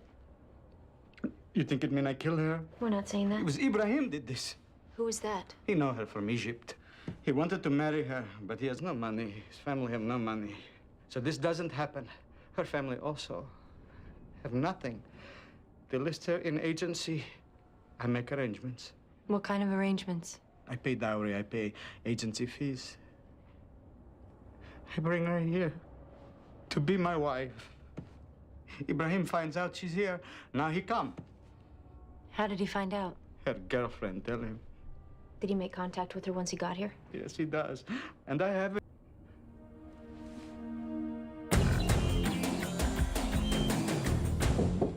How you doing? All right. What are they saying? Took out the spleen. It's not a big deal. They expect the damage to the kidney should heal completely. That's great. Where are we with the shooter? I'm hopeful we get something we can use out of this Russian we cover.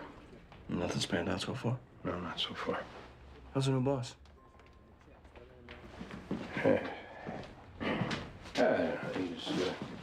He's all right. Yeah? He's a golfer. Can you work with him notwithstanding that? He's just keeping your seat warm. Maybe not. Why? Sounds like you're on the mend. There's nerve damage. There may be a loss of motor control on my left side. There's a good chance I'm not going to be coming back. Sorry to hear that. You might have to get used to the guy. I don't have to get used to him. Once I get the guy to chat you, I'm back downstairs. You ever think you might want to take the command yourself? No. I'm not saying they'd give it to you, but if I made a call, given that it's special circumstances, it's a possibility. I'm not cut out for it. For what? To be a boss, to command a squad. You took the sergeant's test. And that was probably a stupid idea. I don't have what it takes to be a boss. I don't want to be a boss. I don't know what the hell I was thinking. I've been a detective since I was 31 years old. I should have stayed a detective. Until when? Till I died. Till I hit mandatory retirement. I don't know what made me think I could do something else. Momentary wave of optimism? Or like temporary insanity. You talked to your wife about any of this? Why? So she starts thinking if it weren't for her and the kids, I'd retire altogether. She starts feeling guilty and takes my problems on herself. What good is that? Well, I don't pretend to be an authority on marriage.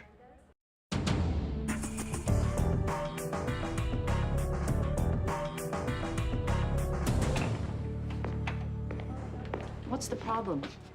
I'm not trusting them to tell me what gives. What gives is this. We find your friend you sent him based on information that you provide us with, I recommend a suspended sentence. If you find him based on anything else, cross your fingers. Hope for the best. I already provide. You gave up 2 addresses where no one was home. What, is my fault? No. The gun and the stolen merchandise are your fault. Now you want those to go away, you gotta help us find them. I take big risk here. If you weren't taking a risk, we wouldn't be talking to you. Now, either you tell us what you know or stop wasting our time. You bring girls from Russia. Even he's hiding, you might go check up on them. All right, where do we find these girls? You don't tell me where his girls. That's not very much help, is it? I know he has deal with Coventry Hotel where he sends girls. A deal with who at the Coventry? His name Maklin. I meet him before Sergei. I put them together. It's good now?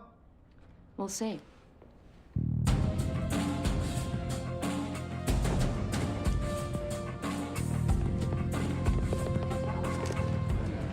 Which one of you is Ibrahim? Me, I'm Ibrahim. We need to talk to you about Farah, Ibrahim. What about her? We don't want to have this conversation here. Something happened to her? When's the last time you saw her? I don't remember. Why? Think about it for a second. I don't remember when it was. Why? Why are you asking me? She's dead.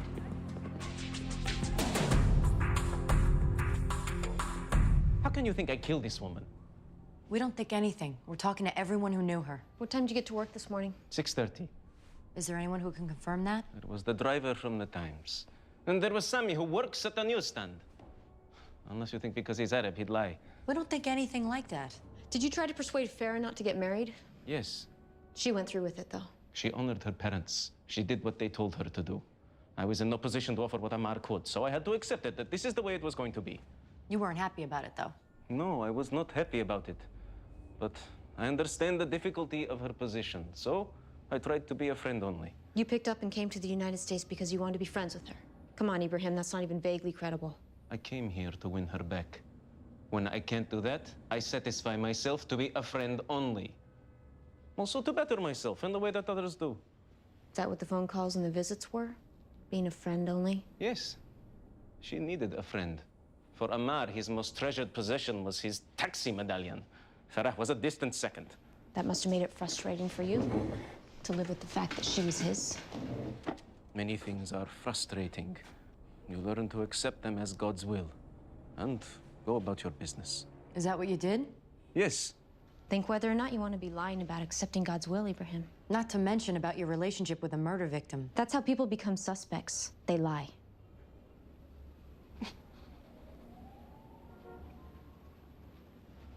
Okay. It happened.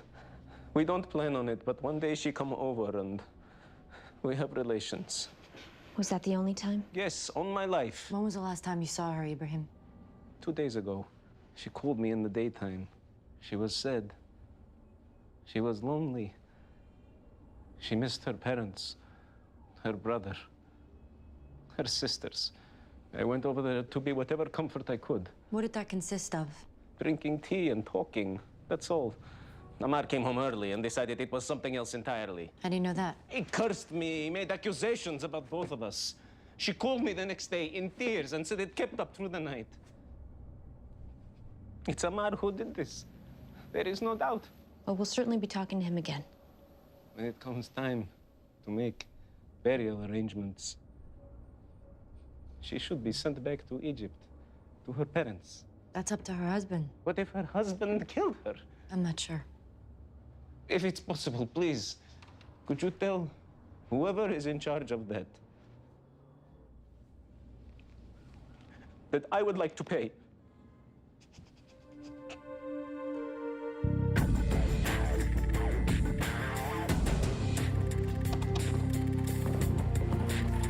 Mr. Macklin? What can I do for you, gentlemen? We're looking for Sergei Yesenin. Is he a guest? No, he's the pimp you work with. I don't know what you're talking about. How loud do you want this conversation to get? Could we talk over here?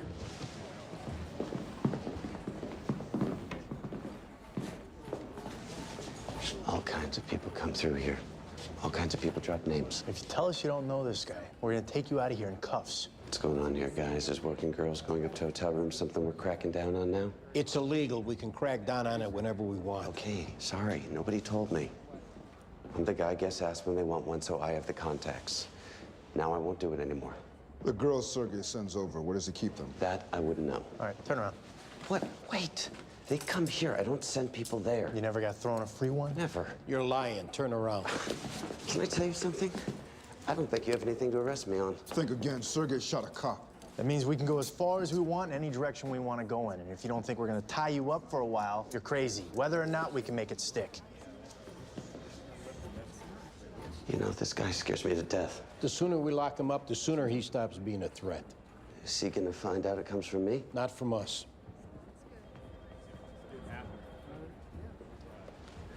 There's an apartment building on York Avenue between 68th and 69th. It's got like a canopy. He keeps an apartment there. Larrabee's the name on the buzzer. All right. And don't go calling over there to warn them. What, are you crazy? I'm not looking to piss you guys off, believe me.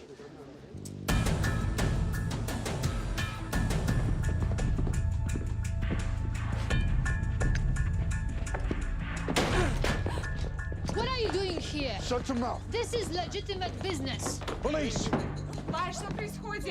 Could I speak with you, please? What do you want? I have a special situation. I'm sure you do. Get him dressed, get him out of here. All clear. Come on.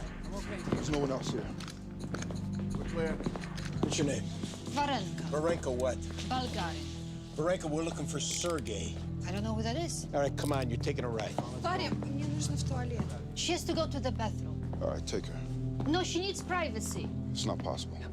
Officer, listen, my wife's just coming out of a serious depression. You think it would be possible maybe we could, spare her finding out about this? Listen, don't worry about it. We're not going to call your wife. Hey, after he gets dressed, take him downstairs. Okay? Thank you. Don't Thank you very much. Can you treat good? Come on, Natasha.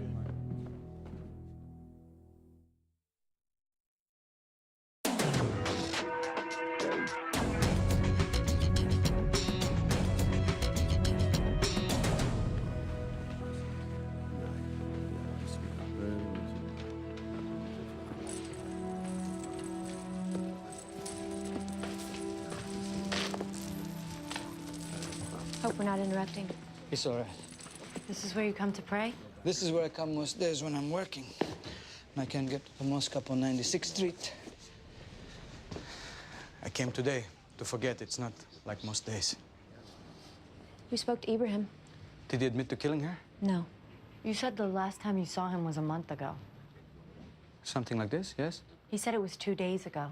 He said you came home, found him there, and got pretty angry. You accused him and your wife of having an affair.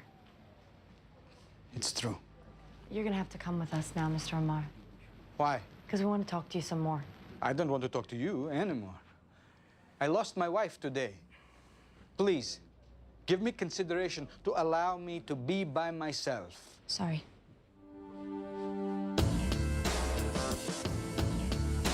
I come from Russia for modeling. Now I study for real estate license. But you're working for Sergey. I don't know who this is. Who do you work for? I don't work for anyone. You have an ad in the paper? No, I don't have ad. You stand around hotel bars, you stand on the street corner. I don't know what you're talking about. Where do the men come from who pay to have sex with you? I don't know. Someone tell them to call me, and they call. I don't know where they come from. Elena, with one phone call, I can have immigration here and you can find yourself getting sent back to Russia. Why do you do this to me? Because you're lying. Now, I know you're afraid of Sergey, but if you tell us where we can find him, he'll never know it came from you. I don't know who this is. I study to be stockbroker. When's the last time you saw him, Panya? I don't know who it is, Sergey. Yeah, you do. You think because I'm from Ukraine? No, I think because he's your pimp. I don't know what this is. You arrest for prostitution. That means you're gonna go to jail. Hey, when you come out of jail, you're gonna be shipped back to the Ukraine. Is that what you want? For sure I don't want. And tell me where I can find Sergey. I don't know, Sergey. We'll protect you. My mother and my brother in Odessa, you'll protect them too? I don't know, Sergey. See, the girls might get off with a slap on the wrist. You're not going to get off so easy. No? You're going up on pandering charges. If we find out you had anything to do with bringing these girls into the country, you might be looking at unlawful imprisonment, smuggling, federal racketeering, all kinds of things. I am such big fish like this. Maybe they build me my own prison. No, they got the prison already. You don't scare me, okay? Which makes you more stupid than brave, because this guy you're protecting shot a cop. That means if you help us find him, you can walk out of here. I don't help you do nothing. Thought you might want to get an update on where we are with the lieutenant's shooting. Sure. Come on in. Just trying to get this thing to work. Yeah? Yeah, give me the barometric pressure, temperature, dew point, and if I knew how to set the darn thing, it'd give me the phases of the moon. Turns out the shooter does a brisk business in the pimp trade. We hit an apartment, took in a few of his girls. This is a Russian. Yeah. You know Vinny Greco over at the First Steps office? No. I knew him out at the 111. He owned a Russian car. Chances are we're probably going to have to sit on this apartment and his sister's place in Rego Park. Called a ZIL. What is? The Russian car. They make a car called a ZIL. That's the car that Vinny bought. Huh. Anyway, you were saying? Just that there might be some overtime involved. Well, as long as you got the paperwork to back it up, and we're talking about a cop getting shot, right? Right. Well, knock yourself out. You were looking for me? Yeah, could you see if we have any AA batteries? Sure. Bruce, right? John. John, sorry.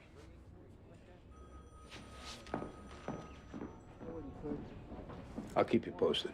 Yeah, sounds good. What do you want me to do about the 61s? I have a feeling our new lieutenant doesn't want to be bothered with them. Just leave them with me.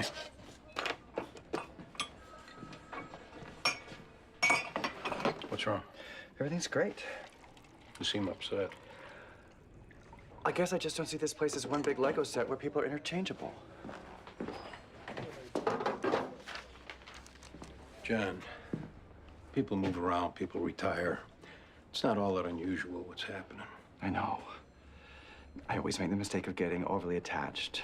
Believe me, it's not the first time. There'll be some new faces around. Might learn to like them. Seeing you go, seeing Detective Medavoy go, having this new lieutenant who I have to say I do not care for, it's too hard. John. I know people move around. I know people retire. There's just something about this place and these people. Or maybe it's the particular time in my life when I was here. Whatever it is.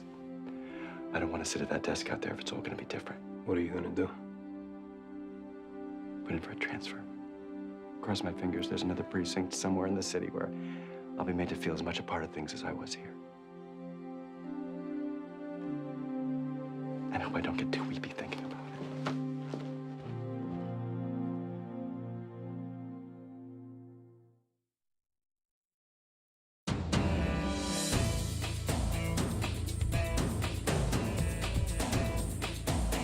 How come you couldn't meet a girl here in New York? I wanted a Muslim girl. There's Muslim girls here. It's not your business why I do this. Unfortunately, it is our business, Mr. Amar. We're detectives investigating your wife's murder. I wanted a woman who follow Quran teachings. Such as what? That she be clean, that she wear hijab, that she not give herself to anyone but her husband. And you paid a lot of money to have that, didn't you? I don't think about the money. Well, the flag had to drop on that meter a whole lot of times for you to make enough money to bring her over here. Did you feel like you might have been gypped? Why would I feel this way? She wasn't who you thought you were getting. She wanted friends of her own. She missed her parents. Maybe she wanted to leave the apartment without the hijab. She never go out without her hijab. Maybe she didn't want children, Mr. Amar. Maybe she wouldn't have sex with you. Don't speak of these things. And maybe you found out that she'd given herself to another. You think all women are like you? Unable to resist temptation? Unable to remain clean even if the world around them is unclean? She was unclean herself, in your mind at least. She had given herself to another. And as bad as she might have felt about it, there was no undoing that. Maybe she didn't feel bad enough. Maybe she didn't feel bad at all. I don't say anything else to you. I don't talk to you anymore.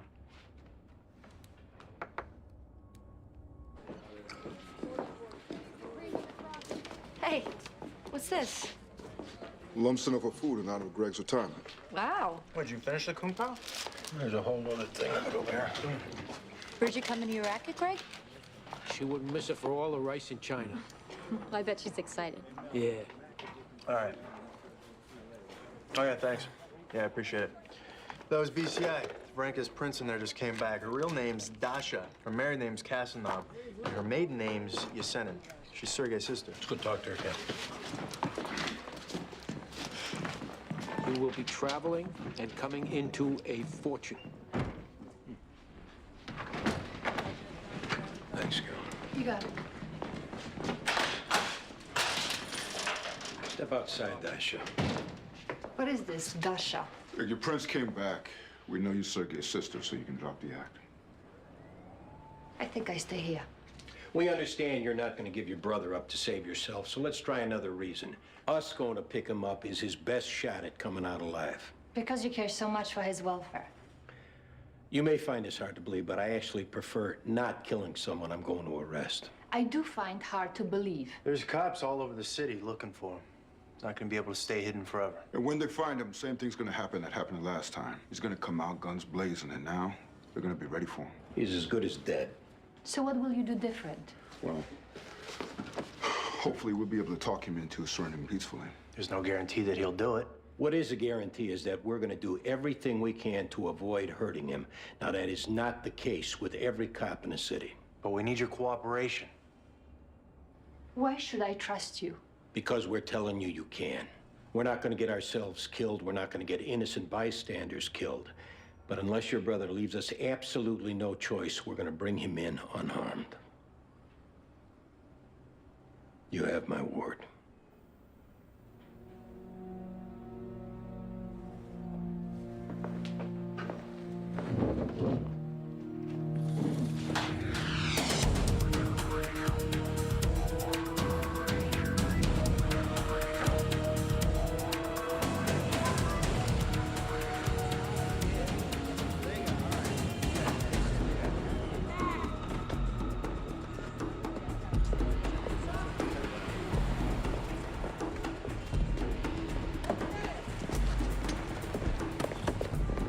Hold it, Sergey! He's coming! Hold it, hold it! Hold your fire! Watch it! Take it easy, Sergey, take it easy! Now, there's 5 cops out here. You're not gonna get away. Throw your gun out. Say you can kill me? Nobody's looking to kill you. Now, we talked to your sister. She called you because more than anything, she wants you to get out of this alive. Even if it's in prison, she wants to visit you, write to you, look forward to the day when you get out. I gave her my word that I would try to take you alive. Don't make her have to identify your body.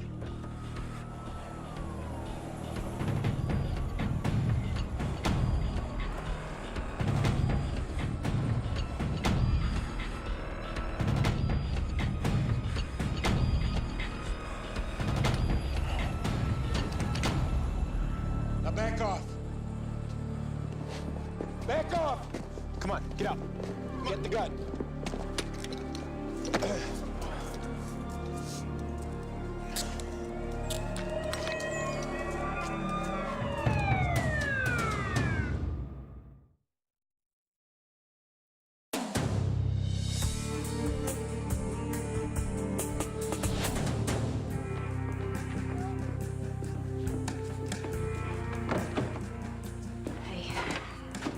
Hear the translation of the last entry Amar's wife made in her journal? God, please be of comfort to the people I'm leaving behind. To my parents, to my sister and brothers, to my husband Adib. It is altogether unfitting that you shower love and affection on one such as myself, one incapable of appreciating it. People have tried to make a place for me, but there is no place.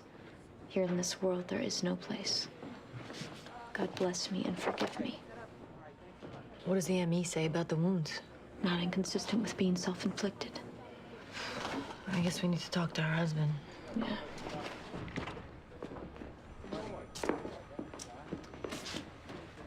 We just got your wife's journal back from the police department translator. You might want to read her last entry.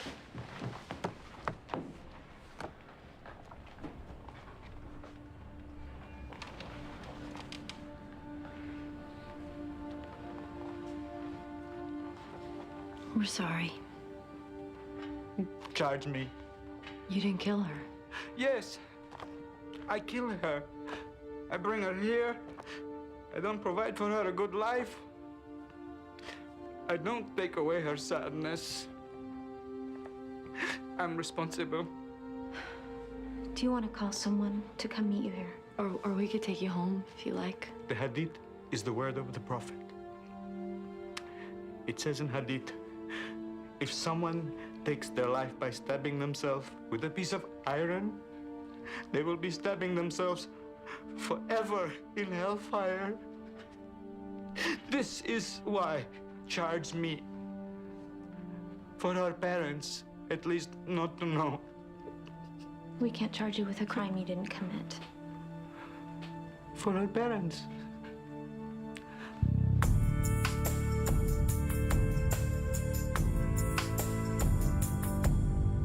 I don't know. You want to sit with them for a while? I didn't get a good enough look at him. I can't be sure which one of these is him. So, you come to any decisions? About the squad command, you mean? You want me to make the phone call? I guess the theory is someone from within a command reduces the transition period. Is that a yes? If you were to make the call and things played out, which I understand is a long shot, I guess I could see myself moving into that position. Position of squad commander. Right. Does that mean you want me to make the call? I only want you to do it if you're comfortable doing it. Yes or no? Yeah.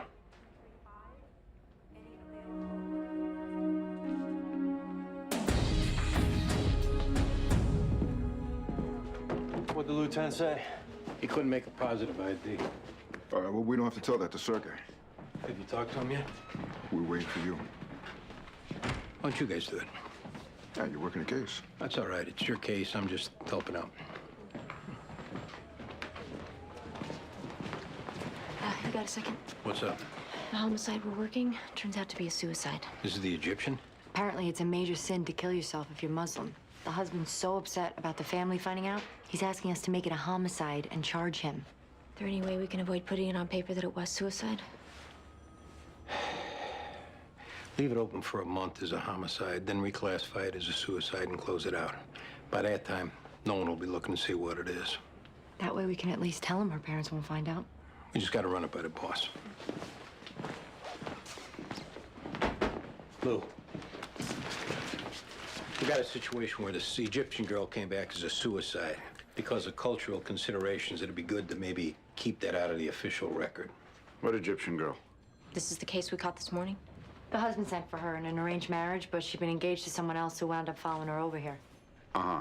They wound up having an affair, the husband found out. And whether because of guilt or depression or some combination of the two, she killed herself. It's a lot of detail now.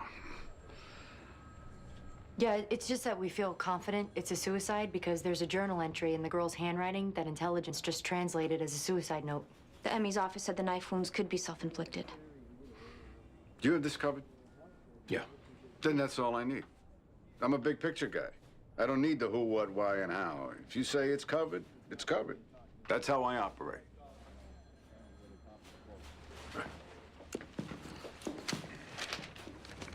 Now, you understand, we don't need you to say anything. The lieutenant picked you out from photographs, and the DA has everything they need to go to trial. Suit yourself.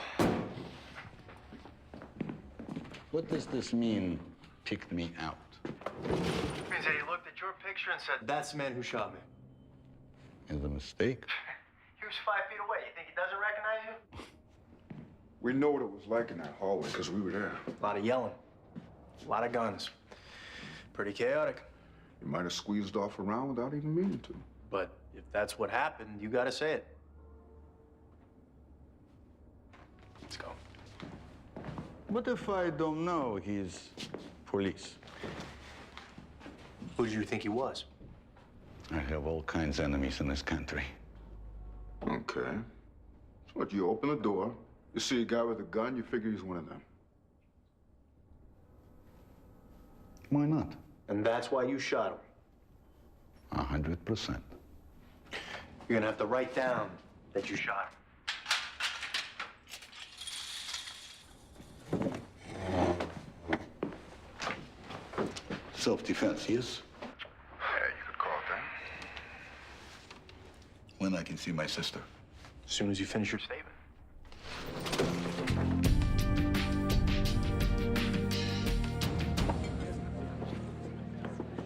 Would anybody notice if we snuck out now? Medavoy might. Oh, Medavoy would definitely notice. We don't have to be the last to leave, though. Promise? I promise.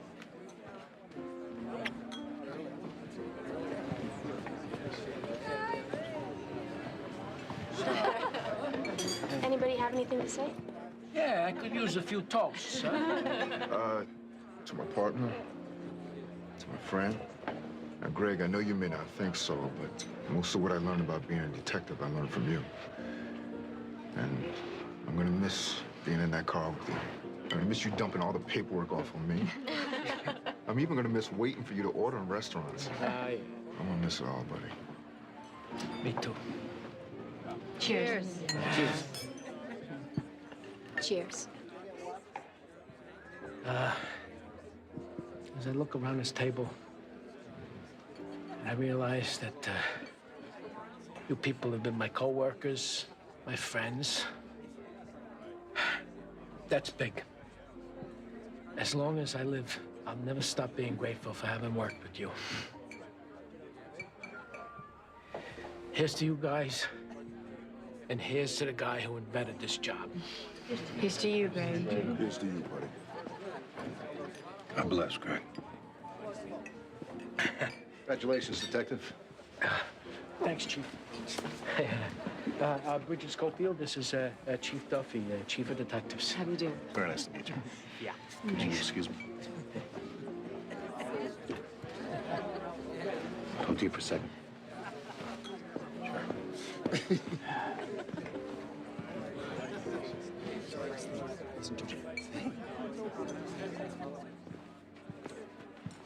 I don't know whether to chalk it up to Lieutenant Bell being on pain medication or not, but I got a call from him recommending you take over the squad.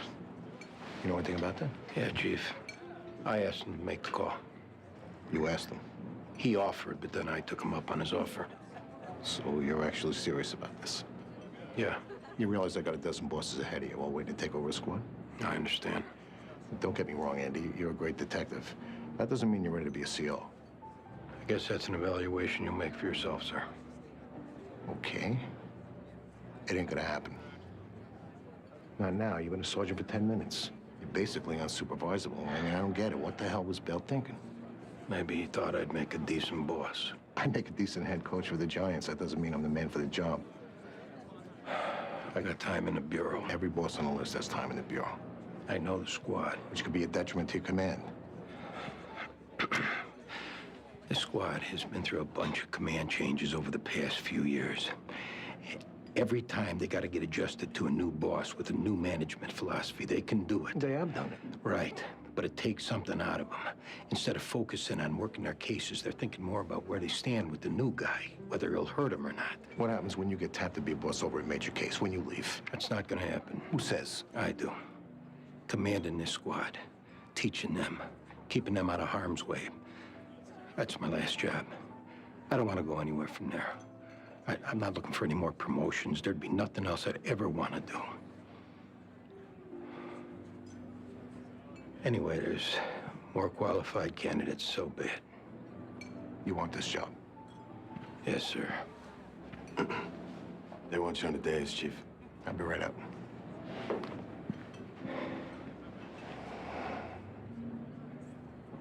Okay. It's yours. Don't make me regret this.